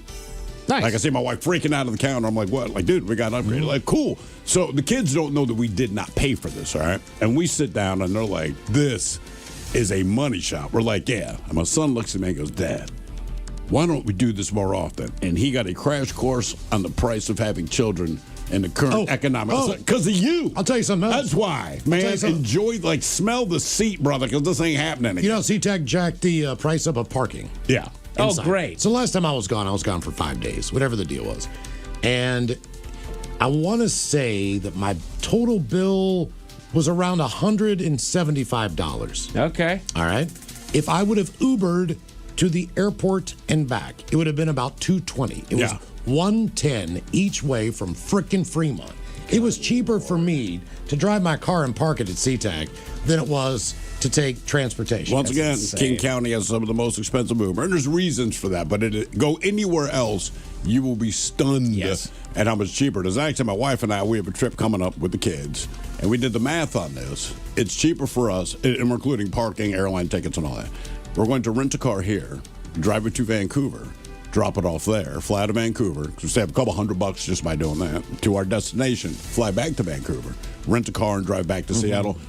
And the difference is almost like $900. Oh my God. Because she's like, I said, look, man, if we're saying, let's just spend a night in Vancouver then. Right. Right? Go to the airport, blah, blah, blah. But yeah, it's cheaper to rent the car, drive internationally, fly somewhere, fly back, drive internationally again, and save hundreds upon hundreds of dollars. Also splurge on a good bottle of whiskey every once in a while. Something that's like closer to $60-$70. Yeah. Because I can buy like Old Granddad for $30, and that's perfectly fine. But I mean, sometimes. Yes. There's nothing wrong with Old Granddad. Luxuries that you can never go back from. They say a good bed and a good pillow. Mm-hmm. Yeah, I mean, it's hit and miss. I did get one of those platforms. I got it from Bedrooms and More up on 45th and Wallingford. Yeah. Yeah, box springs are out. Because of my acid reflux, I need to lift my head a little bit, and it really has helped. All right. But man, also, if this thing vibrates and lifts your legs up, it's got this leisure position where you press it, goes, something like a Craftmatic, man. And then I hit that vibrator on, drop my boys on it, and I'm asleep in like 30 seconds. Just jiggle this the thing is testicles. absolutely awesome. I can't sleep if my boys are vibrating. Very little commute, they say. Being able to walk to work or working remotely. Honestly, when first I lived in Enumclaw when I started working here, so that was a crazy haul. But then I moved over to Issaquah. That was so much better having a 25-minute drive. Sure. But now I'm back in Tacoma. And the problem is right now, at least in this city, it's not even the traffic, it's just all the construction. Yeah. On every freaking road that could possibly be constructed. My wife. I saw her post. Man, listen. She was hot all day, man. I mean, she called me just to vent one time. Like, you kind of answer the phone and she's just screaming. And I know she's not mad at me. Yep. And when she was done, like, sorry. I said, baby, I get it, man. You just got to get it out of your system. But yeah, she put a post. She is But also where you guys are at, like I'm there. My house is there, but every route to it is closed off. It is. It's staggering. Yeah, it's crazy. And they have spent 7 years on a 3-year project. Right. And that's the part that blows your mind. So my wife and I, we've taken it upon ourselves. We just moved their goddamn cones. There you go. We do not care anymore. I've thrown a couple of them in places they can't find them, just out of frustration. Ironically enough, last night, while my wife is super hot, and here's the thing: when they're done with all this construction, where we are, it's just to make the situation worse. Yeah. So you're spending all this money and there's no idiot that cannot figure this out except here. Anyway, we had moved the traffic cones out of the way, which is illegal, and asked me if I'd give it out. Anyway, a cop last night, as we're pulling into our driveway, they got a call for something, right? So they light up and go zooming down the road in the opposite direction. And my wife looks at me and goes, that cop is so glad I moved the traffic cones because he'd have had to detour his ass and go like 7 blocks in a different direction. I'm like, good on you, babe. Well done. Good on you. And then I'll leave you with this last and final luxury that you can never go back from. We kind of hit on it a little bit earlier, but it is just as simple as having your own place. Having roommates can be a nice way to save money, especially in an urban area, but it's really hard to go back once you've had a space all to yourself. Oh, Even That's if you're a married. massive one. I didn't even think about that, but it would be very hard to live with a roommate. Would you move back home? I wouldn't. I mean, there's. I don't care what financial situation I'm in. Like, I will be homeless. I have done it. I'm not. I'll go not back. Sharing the space. Yeah. A woman in South Korea discovered that her husband cheated on her, and he'll never be the same after what she did to him. Why will he not be the same? I'll tell you all about it at 5:50. Thank you, sir. Headlines are coming up at 5:50. In the meantime, have we made it to drinking time? Somebody out there deserves to be recognized. And the men's room knows just who it is. So to you, we say, bottoms up, sailor.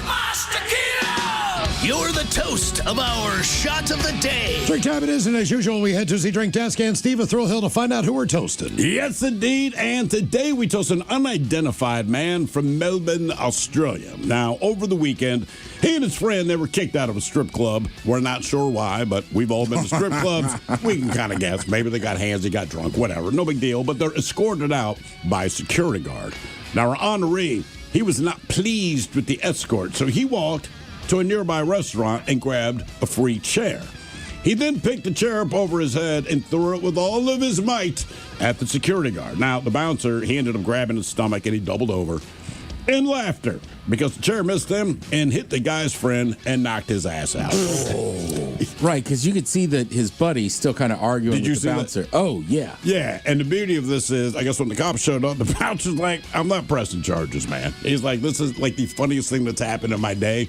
All right, water under the bridge. The only thing I've been able to find is the dude that got hit with the chair, all right? He went down quick. All I heard is that he was knocked unconscious. I do not know. I don't know.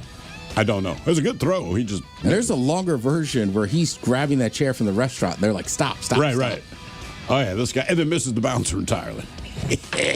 So we pour this booze and we drink this booze because we think it's yummy. So over the tongue and down the throat to party in our tummies. Down the hola bichola. Mm-hmm. All right, just going to get tested on the line now for Profile This, 206-803-ROCK. Profile This is next.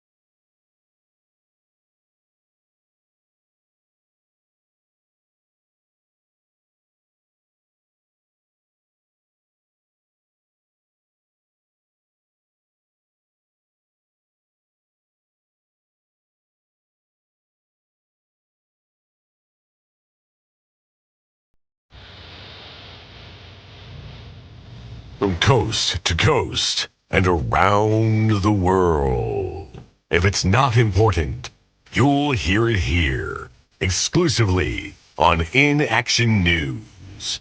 Here now are Stone Ledbetter and Felix Foxworthy. Tonight, the man who swore off social media wants to clarify that it does not include OnlyFans. But first, a crazy story locally. A brother and sister separated at birth, met and married last year, not knowing that they were siblings. Oh, that's crazy, man. Well, now she's pregnant with their first child, and because of their close genetic ties, they have concerns about passing down genetic disorders that may run in their family. And that is why you don't have children with your siblings. That is exactly why, Felix. The chances of getting genetic disorders being passed down increases exponentially in cases like this. Down syndrome, cystic fibrosis, sickle cell, Fragile X syndrome, Klinefelter syndrome. Klinefelter syndrome? Who is Klein and who did he feel? Klinefelter syndrome is a genetic condition, Felix. No one felt anyone. It's a condition that can lead to infertility and other physical differences. There's also Turner syndrome, hemophilia, congenital heart defects, even Alzheimer's. The list just goes on and on. And you don't even have to inbreed to pass down the tough stuff, Playboy. Are there any genetic disorders in your family? My family? Yes, are there any particular genetic disorders in your family? Oh, yeah, man. Stab liver is a problem in my family. Stab liver? I've never heard of stab liver. Yeah, man. Stab liver. It's what killed my Uncle Benny. I'm sorry to hear that, but what is it? What is stab liver? He was stabbed in the liver. He was stabbed in the liver? Felix, that's not a genetic disorder. That's murder. It is both of those things, Stone. He was murdered when he was stabbed in the liver, but it's contagious, man. 6 of Uncle Benny's family members died the same way. 7 of your family members have been stabbed in the liver? What? No, man. 27 family members have been stabbed in the liver. Only 7 of them died. 27 of your family members have been stabbed in the liver specifically. That is what I'm telling you, man. 27 in the liver, 16 stabbed in the kidney, 11 in the lung, 4 in the head, and 1 in the butt. No, 2 in the butt. No, wait. 3 been stabbed in the butt. Forgot about my cousin Lester. You're telling me that 27 plus 16, 11. You're telling me that 59 members of your family have been stabbed? With knives, yeah. My family also been stabbed with forks, needles, shanks, spoons. How do you stab someone with a spoon? Now, those are my cousin Nick's last words. He said, man, how you gonna stab someone with a spoon? Then he was stabbed by a spoon, Playboy. Wait, why does your family get stabbed so much, Felix? That's ridiculous. Well, that's why the condition is called stab liver, man. My family gets stabbed a lot, Playboy. Mostly in the liver, but always stabbed. The doctors say the Foxworthy family has a contagion that makes people want to stab us. I'll admit there have been times that I've wanted to stab you. Yeah, man, but it ain't me. It's you. I don't think that's how it works. My family's genetic disorder is reincarnation. Reincarnation? Yeah, my family keeps coming back. Bonnie, you're saying that your family keeps reincarnating? A family member dies, but then they come back as someone or something else? Yeah, reincarnation. Okay, Bonnie, I don't think reincarnation is a genetic disorder. It's a belief. Well, I believe it because it keeps happening. I'm my own great-grandmother. You are your own great-grandmother? Yeah, can you believe that? No, I cannot. Let's go to break. We will be back next hour. And I'll be back every generation. Hello, ladies.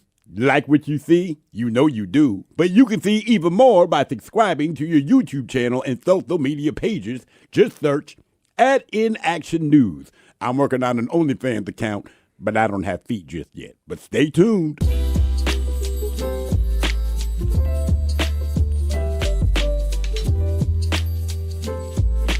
Now, you can watch The Men's Room live on YouTube. Subscribe at KISW Rock. The Men's Room titillates your ears when you listen on the radio or Odyssey app. Teases your taste buds when enjoying Men's Room IPA. And now, you can watch The Men's Room live on YouTube. It's as close to actually being in the studio as you can get. Thanks to The Incident. Touch and smell unavailable. Find us on YouTube and subscribe.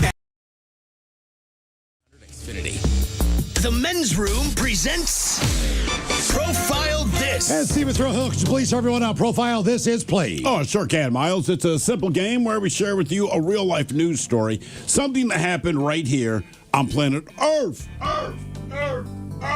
Earth. And as you listen to the story, based on the stereotypes you believe to be true of people and the decisions that people make, we'll ask you what it is you think makes a story a story. Hello, Luke. Welcome to the Men's Room. Hola, gentlemen. Hola. All right, Luke, you understand how this here game is played? Yes, of course. Fantastic. So today you have a choice of one of 3 categories. We offer you interior decorating, where you guess the foreign object that ended up on the inside of someone.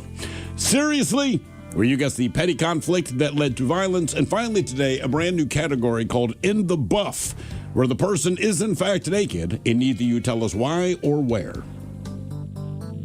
Let's go with seriously.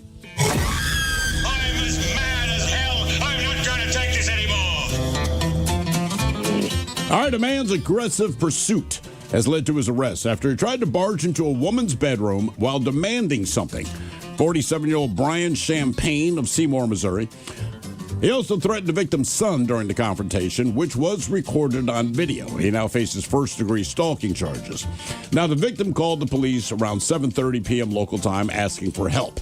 After the officers arrived, they tried talking to Champagne, who was described as, quote, uncooperative and argumentative. He kept asking the police why they were being so rude to him and why he was being treated as a criminal. Well, the victim said that Champagne tried fighting her son, but there was no contact as she managed to separate the two. Now, the woman said she had video proof of Champagne trying to enter her bedroom. And the clip shows Champagne demanding something while stating that he was going to beat the boy's head in and kill him. Well, after the confrontation, Champagne, as well as the victim and her son, they went back to separate areas of the home because that's right, they all share a home together. It remains unclear how Champagne and the victim know each other or why they seemingly share a residence, but that's the case. Anyway, he's been arrested. His dumbass is in jail. So the question I have for you, Luke, is what was this man demanding? Was it sex? Was it a Pepsi? Was it a video game console or her medication? So sex, a Pepsi, video game console, or her medication? What do you guys think?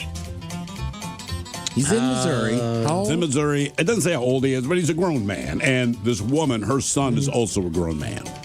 Luke, I'm going video game console. And then assaults. Tries to assault the son. Threatens to fight the son. She managed to separate them, so there's no physical contact. But he's trying to break into her bedroom, demanding something from her. Oh my gosh. And you said the options were sex, Pepsi, video game console, or her medication. I'm going to go with the medication, considering there might be some marijuana involved, because I know that can be refined into actual medicine. Oh, sure. It can be. Yeah. You can just smoke I think it's a straight up. Pepsi. Pepsi. Pepsi for 10. What was this thing all about? Was it about sex, Pepsi, a video game console, or her medication? We will find out next. That was a tease. You are listening to The Men's Room.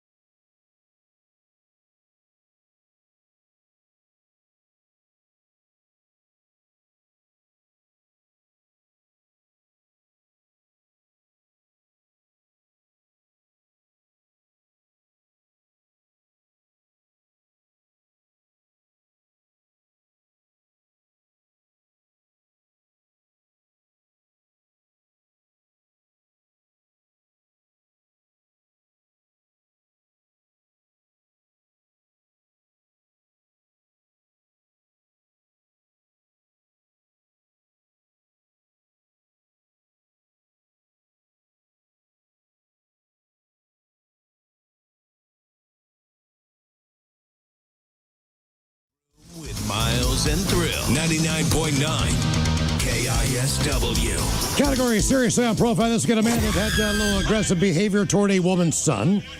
Apparently barged into the house, beat on her door, tried to fight her son. Question is, what was this all about? Was it about sex, a Pepsi, a video game console, or her medication? And Luke, that is the very question we posed to you. And you said medication, probably weed, because it can be ground up to make medication. Well, bad news. It was not, in fact, medication. Miles, you went with a video game console, which is not unheard of, but it was not a video game console. And the Ted Smith, you went with Pepsi, which is ridiculous. But then again, the category is called Seriously. So, yeah. Pepsi. It's over a Pepsi. A Pepsi. Not a 2-liter bottle of Pepsi, a pint of Pepsi. People love Pepsi. Apparently so. Yeah, he's trying to break into her bedroom because he wanted a Pepsi. Just my personal opinion, skip the man a Pepsi.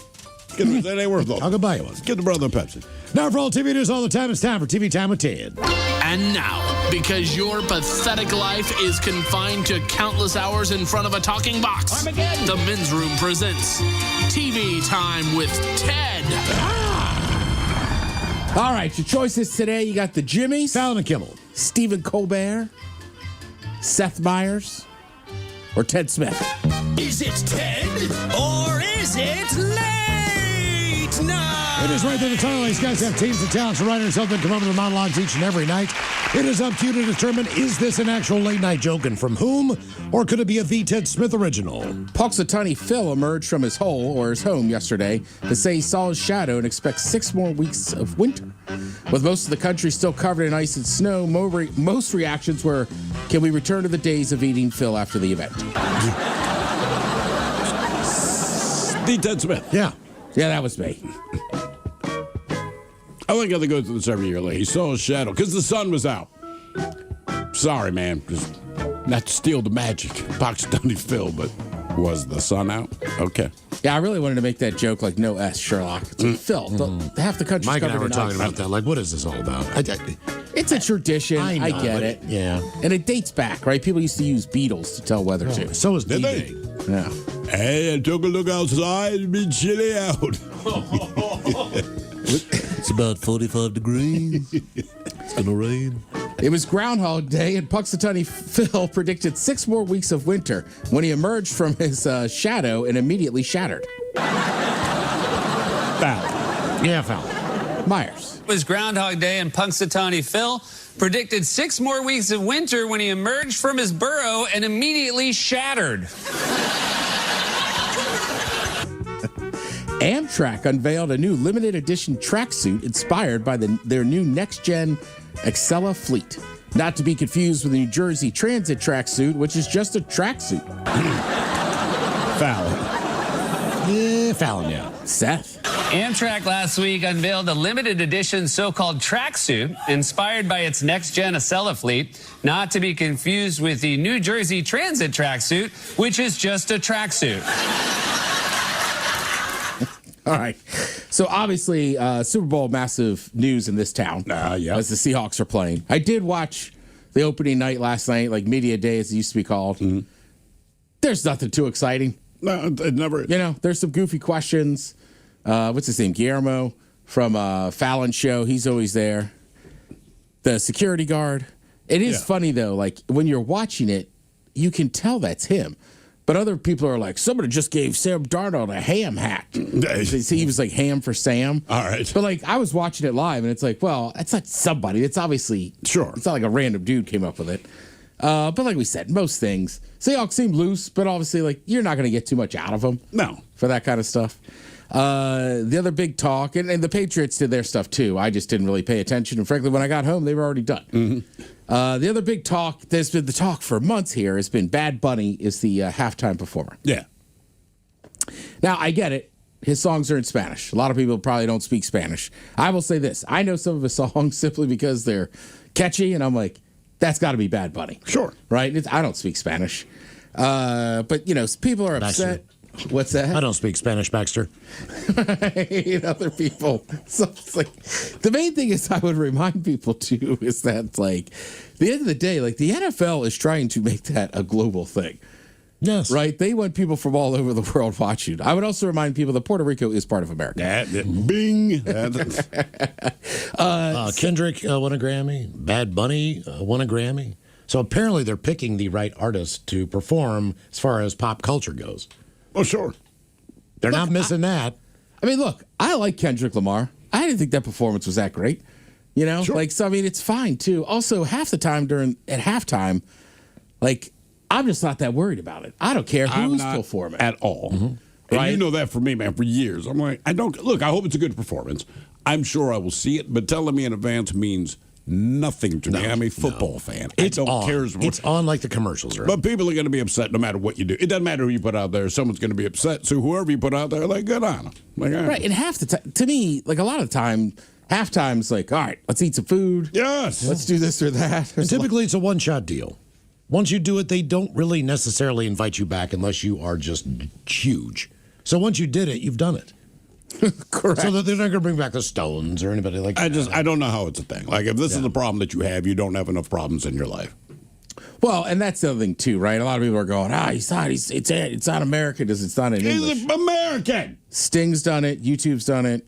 Rolling Stones, Coldplay, Paul McCartney, Shania Twain, who's Canadian, The Who, who are English. Right. So there's been a ton of them.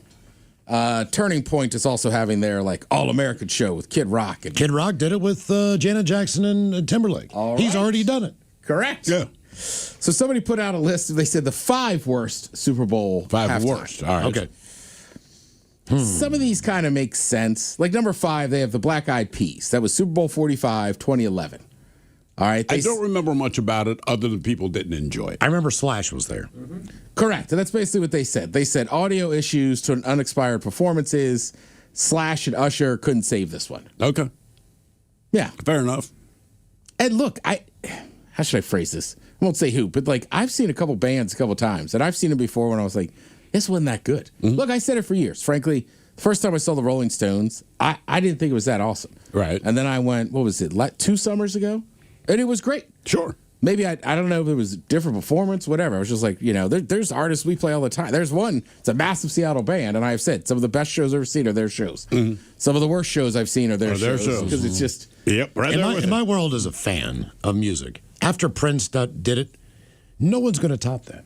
I don't know. I mean, like I said, to me, it's like, what, 15 minutes of somebody doing whatever.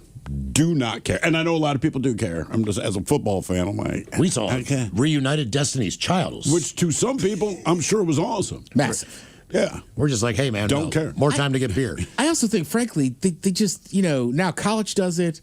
You got Thanksgiving. Right, There's so everybody many halftime performances. Like, I just don't know. Like, maybe to me, it's just lost some of the shine. It has. Because it's not special or singular anymore. I say the same thing every year. God, this is taking a long time. This is the longest halftime ever. Like, these guys are getting stiff in there. Correct. Number 4 on the list, they said the Blues Brothers. This was Super Bowl 31 back in 97. I don't think they're wrong here. They said they should have just retired the act when John Belushi died. Agreed. Yeah. I mean, they made the second movie. I never bothered to see it. Yeah. I'm sure it was fine, but. Are you? Did you watch it, Miles? The Blues Brothers 2000, is that what they call it? No. Yeah. Right. And like, if me and you didn't watch it, I don't know too many other people. Yeah. You just brought it up and talk about Kid Rock and stuff, but Janet Jackson and Justin Timberlake, Super Bowl 38. This was 2004. All right. The main gripe here is how Janet got blackballed for showing her bejeweled nipple, while Justin pretty much skated away from the controversy. But you're correct. The show also featured Diddy, didn't age well, Nelly, Kid Rock, and Jessica Simpson. Oof. That is an eclectic group there. It is, but they were all huge at the time. It makes sense. Correct. And you're still coming out of that early 2000s where late night, like, again, I go back to Total Request Live. There was just such a mashup of like pop. Sure, man, like, absolutely. Right, boy bands, rappers were massive. It was like they were all there together. Let's see. Then they just grouped together basically the Disney halftime shows. 91, 95, 2000. I don't remember those. I don't know. So in 91, they had New Kids on the Block. Okay. Oh, that kind of Disney. Okay, it's different. They still sell out. People still love them. Yeah. They put on a great show. I saw them last year. They're fantastic.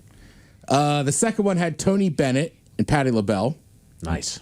I mean, they're both very talented artists. I just don't know if the Super Bowl is the flavor for them. Right. It's like having Frank Sinatra out there. Or Pavarotti. Like, no, he's talented. I just don't know if this is the venue he needs to be in. And then the third one, and this is just a crazy grouping here. This was in 2000. Phil Collins, Christina Aguilera, and Enrique Iglesias. Jeez. Christina and Enrique I get, but Phil Collins is a interesting one to have in there as well.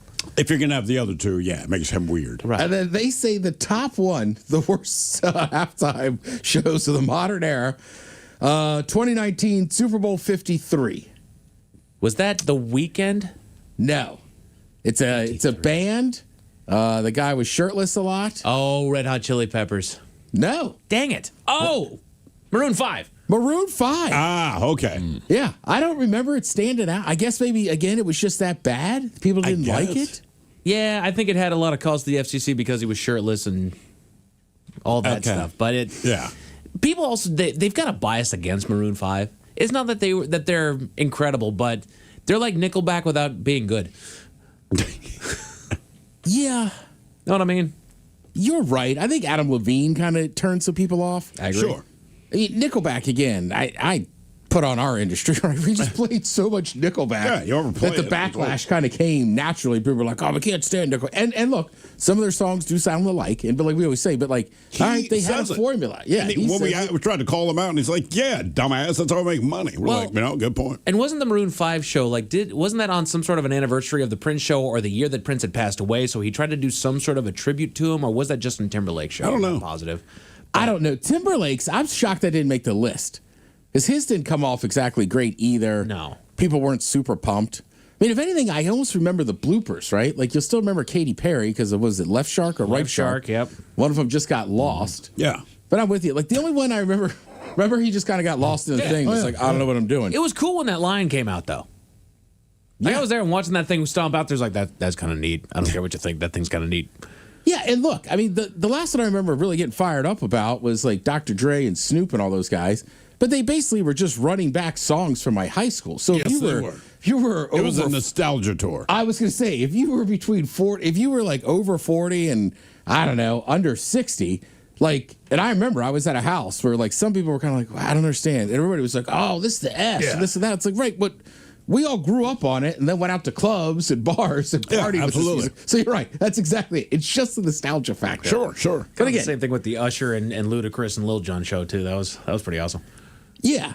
But I don't know. Again, people get so fired up about just stupid stuff in my mind these days. It's like the It's halftime, a halftime show, dude. It's Yeah. a halftime show. And listen, you can't please everybody all the time. I mean, No, you can't won't, please so every- don't try. Yeah. So it's just like, I don't know what you want them to do. At the end of the day, if you care about the game, watch the game. If you don't care about football, just hang out and eat the snacks. Right, that's the part that surprises me about why people get so fired up. It's like, as long as I can remember, the Super Bowl halftime show has not been for fans. It's not. They haven't enjoyed. As long as I can remember, people have 'Cause been it upset takes with the too show. long. Right. Do you remember who played the year you were there? Yeah, that was Katy Perry. That was Katy Perry. Yeah. All right. Sorry.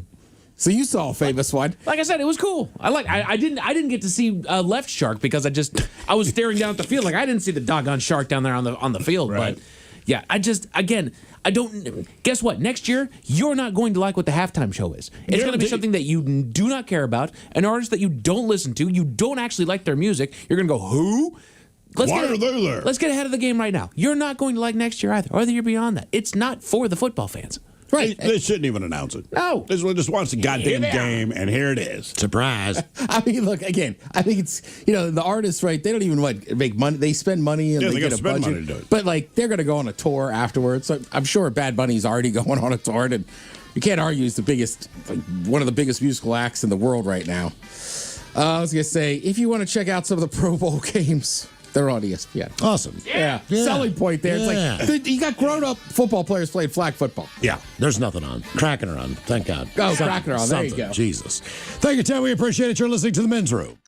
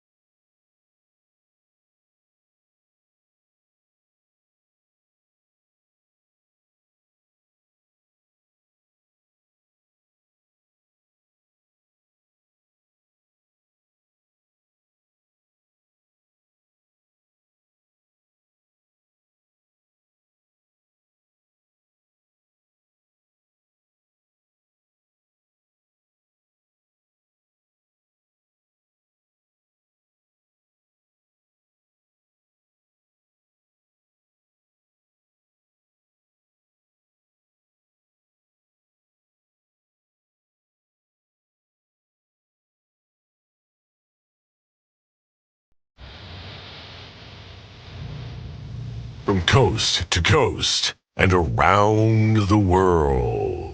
If it's not important, you'll hear it here, exclusively on In Action News. Here now are Stone Ledbetter and Felix Foxworthy. Tonight, the man who swore off social media wants to clarify that it does not include OnlyFans. But first, a crazy story locally. A brother and sister separated at birth, met and married last year, not knowing that they were siblings. Oh, that's crazy, man. Well, now she's pregnant with their first child. And because of their close genetic ties, they have concerns about passing down genetic disorders that may run in their family. And that is why you don't have children with your siblings. That is exactly why, Felix. The chances of getting genetic disorders being passed down increases exponentially in cases like this. Down syndrome, cystic fibrosis, sickle cell, Fragile X syndrome, Klinefelter syndrome. Klinefelter syndrome? Who is Klein and who did he feel? Klinefelter syndrome is a genetic condition, Felix. No one felt anyone. It's a condition that can lead to infertility and other physical differences. There's also Turner syndrome, hemophilia, congenital heart defects, even Alzheimer's. The list just goes on and on. And you don't even have to inbreed to pass down the tough stuff, Playboy. Are there any genetic disorders in your family? My family? Yes, are there any particular genetic disorders in your family? Oh, yeah, man. Stab liver is a problem in my family. Stab liver? I've never heard of stab liver. Yeah, man. Stab liver. It's what killed my Uncle Benny. I'm sorry to hear that, but what is it? What is stab liver? He was stabbed in the liver. He was stabbed in the liver? Felix, that's not a genetic disorder. That's murder. It is both of those things, Stone. He was murdered when he was stabbed in the liver, but it's contagious, man. 6 of Uncle Benny's family members died the same way. 7 of your family members have been stabbed in the liver? What? No, man. 27 family members have been stabbed in the liver. Only 7 of them died. 27 of your family members have been stabbed in the liver specifically. That is what I'm telling you, man. 27 in the liver, 16 stabbed in the kidney, 11 in the lung, 4 in the head, and 1 in the butt. No, 2 in the butt. No, wait. 3 been stabbed in the butt. Forgot about my cousin Lester. You're telling me that 27 plus 16, 411. You're telling me that 59 members of your family have been stabbed? With knives, yeah. My family also been stabbed with forks, needles, shanks, spoons. How do you stab someone with a spoon? Now, those are my cousin Nick's last words. He said, man, how you gonna stab someone with a spoon? Then he was stabbed by a spoon, Playboy. Wait, why does your family get stabbed so much, Felix? That's ridiculous. Well, that's why the condition is called stab liver, man. My family gets stabbed a lot, Playboy. Mostly in the liver, but always stabbed. The doctors say the Foxworthy family has a contagion that makes people want to stab us. I'll admit there have been times that I've wanted to stab you. Yeah, man, but it ain't me. It's you. I don't think that's how it works. My family's genetic disorder is reincarnation. Reincarnation? Yeah, my family keeps coming back. Bonnie, you're saying that your family keeps reincarnating? A family member dies, but then they come back as someone or something else? Yeah, reincarnation. Okay, Bonnie, I don't think reincarnation is a genetic disorder. It's a belief. Well, I believe it because it keeps happening. I'm my own great-grandmother. You are your own great-grandmother? Yeah, can you believe that? No, I cannot. Let's go to break. We will be back next hour. And I'll be back every generation. Hello, everyone. This has been an In Action News broadcast, a Comedia Dysfunction. Watch all In Action News videos, new and old, on our YouTube channel, youtube.com/@inactionnews. And make sure you like and subscribe, man. And be sure to follow us on all your favorite social media platforms at In Action News.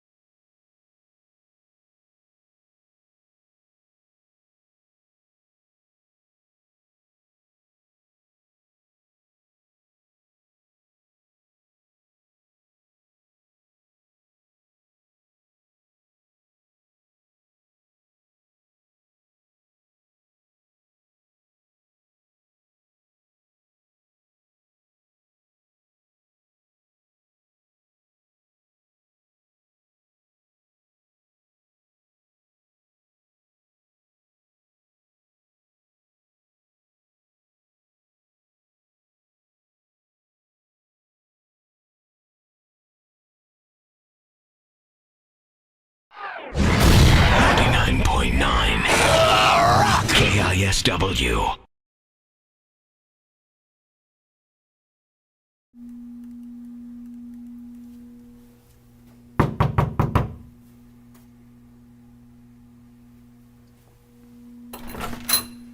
What up, man? Welcome to my crib. I've been waiting for this for years. Come on in. All right. Take a look around. Soak it all up, right? It's very impressive, right? Tide bottles. They're right there. You know you love them. There's only a couple. It's all right. This is the dining room.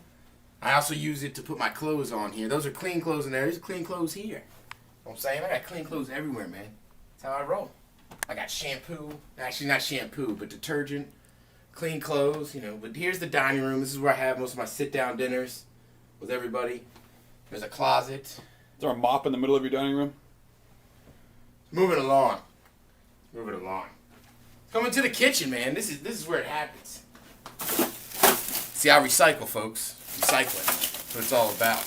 Good stuff in here. Gatorade, Miller Lite cans, some Heineken can bottles. This is some Polish beer. Żywiec. Yeah. You know how to speak Polish, friend. You know, then use just normal sink. Dirty dishes. That's not so hot. Wine glass. I don't know why that's out. Yeah, you know, Cheerios, corn flakes. Various amounts of mail that I'm saving for no apparent reason. What are you saving all that mail for, Ted? I'm not really sure. It's a pretty substantial stack of mail, buddy. Well, I keep thinking that I'm going to get a shredder. I just never do. So I just end up saving mail, you know? These are my shooting glasses. Safety glasses? Sure. Yeah, of course they're in my kitchen, because you never know. It gets dangerous in here. Gotta have them. I'm not going to say I'm a baller, but, you know, as you can see, man, I mean, I got pizzas from 2 different places, you know? And that's what it is. You know, I got a stove. Now, let's see what's happening in the real world. All right, here we go. We head to South Korea, where a man now has something in common with John Wayne Bobbitt. Meanwhile, a chunk of ice flies off a car in Virginia, and a semi's windshield it hit. Bike thief in Linwood is caught after an officer hitches a ride in a truck. A teen swims 4 hours to save family in Australia with no sharks around. Of all the luck. And a man has his boyfriend deported so he can steal their condo. It is time for your headlines. Now, it's time to hit the headlines.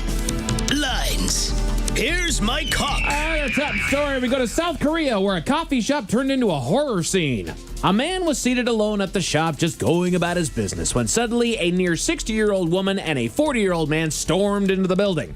They rushed the man and immediately restrained him using a rope and industrial tape. Now, before you think that this was just a random mugging, the two actually know the man in the shop, as they were his wife and son that stormed in. His wife was understandably upset with him, as it has come to light that the man had taken part in some extramarital affairs and was less than faithful to his wife.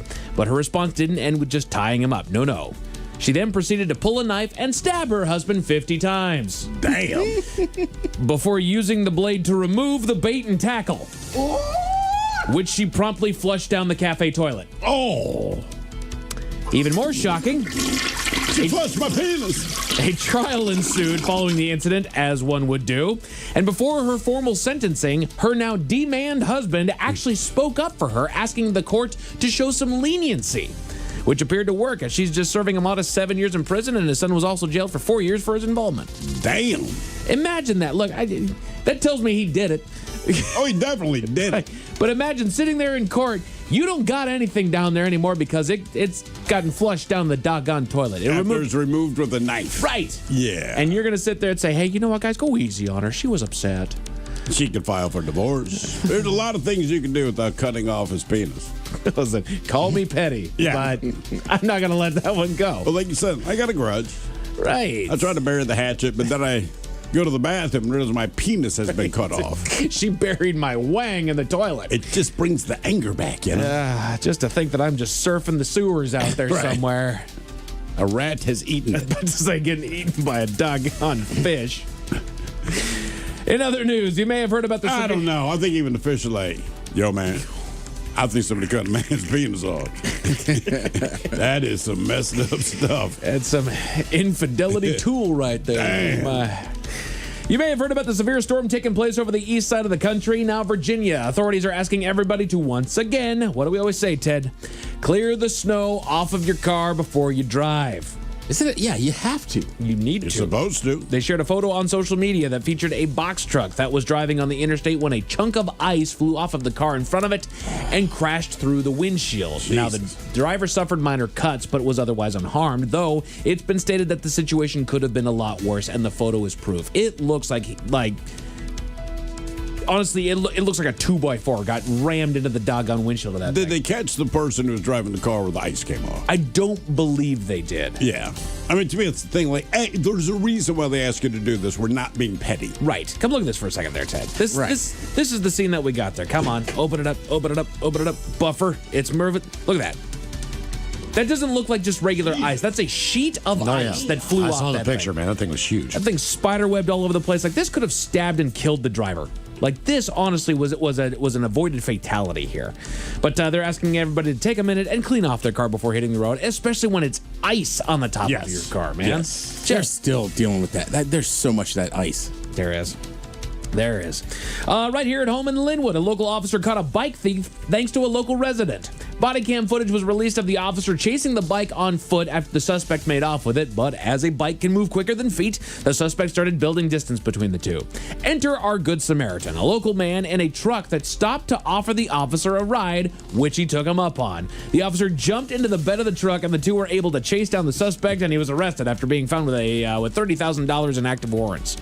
If I'm the guy driving the truck, be like, all right, now listen, I'm not a good Samaritan. There are 18 warrants out for my arrest. Oh, no. Yeah, I need those expunged. 15 unpaid parking tickets in the hooker, brother. I'm just thinking, it's kind of known that there are certain scenarios in guy culture that we wait for. That's one of them. Hop in the back, we'll get him. Oh, hell yeah. Front the guy's bike. Right. Nah, get in, dude. I got you. No, I got a bone to pick with this one. But just in case those stories left a bad taste in your mouth. Thankfully, there's good news. To the waters off of Western Australia, where one young man is being hailed as a hero. The 13-year-old, was out with his mother and two younger siblings on a fun day out on the water with kayaks and paddleboards. Unfortunately, strong winds forced their kayak and paddleboards away from the shore, putting them in a perilous situation. The young man thought quickly and attempted to paddle back to land to raise the alarm, but his kayak began filling with water. So, against all instinct, he abandoned the kayak and set out to swim roughly 2 miles back into shore.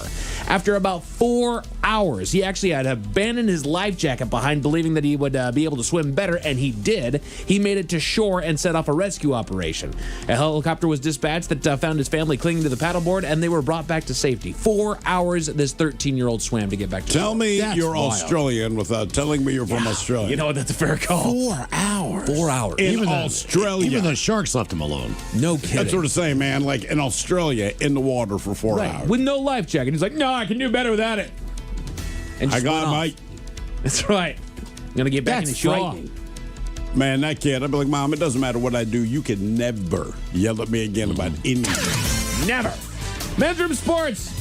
As we said, we got some college hoops on Peacock, FS1 and CBS Sports, pro basketball on CBS and Peacock. The Pro Bowl games are underway over on ESPN, and the Kraken are underway against the Ducks over on TNT and True TV. As far as your weather, should just be clouds and a low of 47 tonight. They're predicting a sunny 60-degree day tomorrow as well, so enjoy that. That's it for your headlines with that. Mike Hawkins. Thank you, brother. We appreciate it. Hey, go to KISW.com. Secure those live night tickets while they're still available Do it. for you. Lovely Jolene's coming up in seconds. Yes, indeed, it is all true. But in the meantime, well, we be all about this bitch. So until tomorrow, please do what you do best. And for Aletha's sake, stay beautiful. The Men's Room has been taped before a live studio audience. Wardrobe and makeup provided by Mantastic Limited. This has been a presentation of the Men's Room Radio Network. Oh, man. A Double Flush production.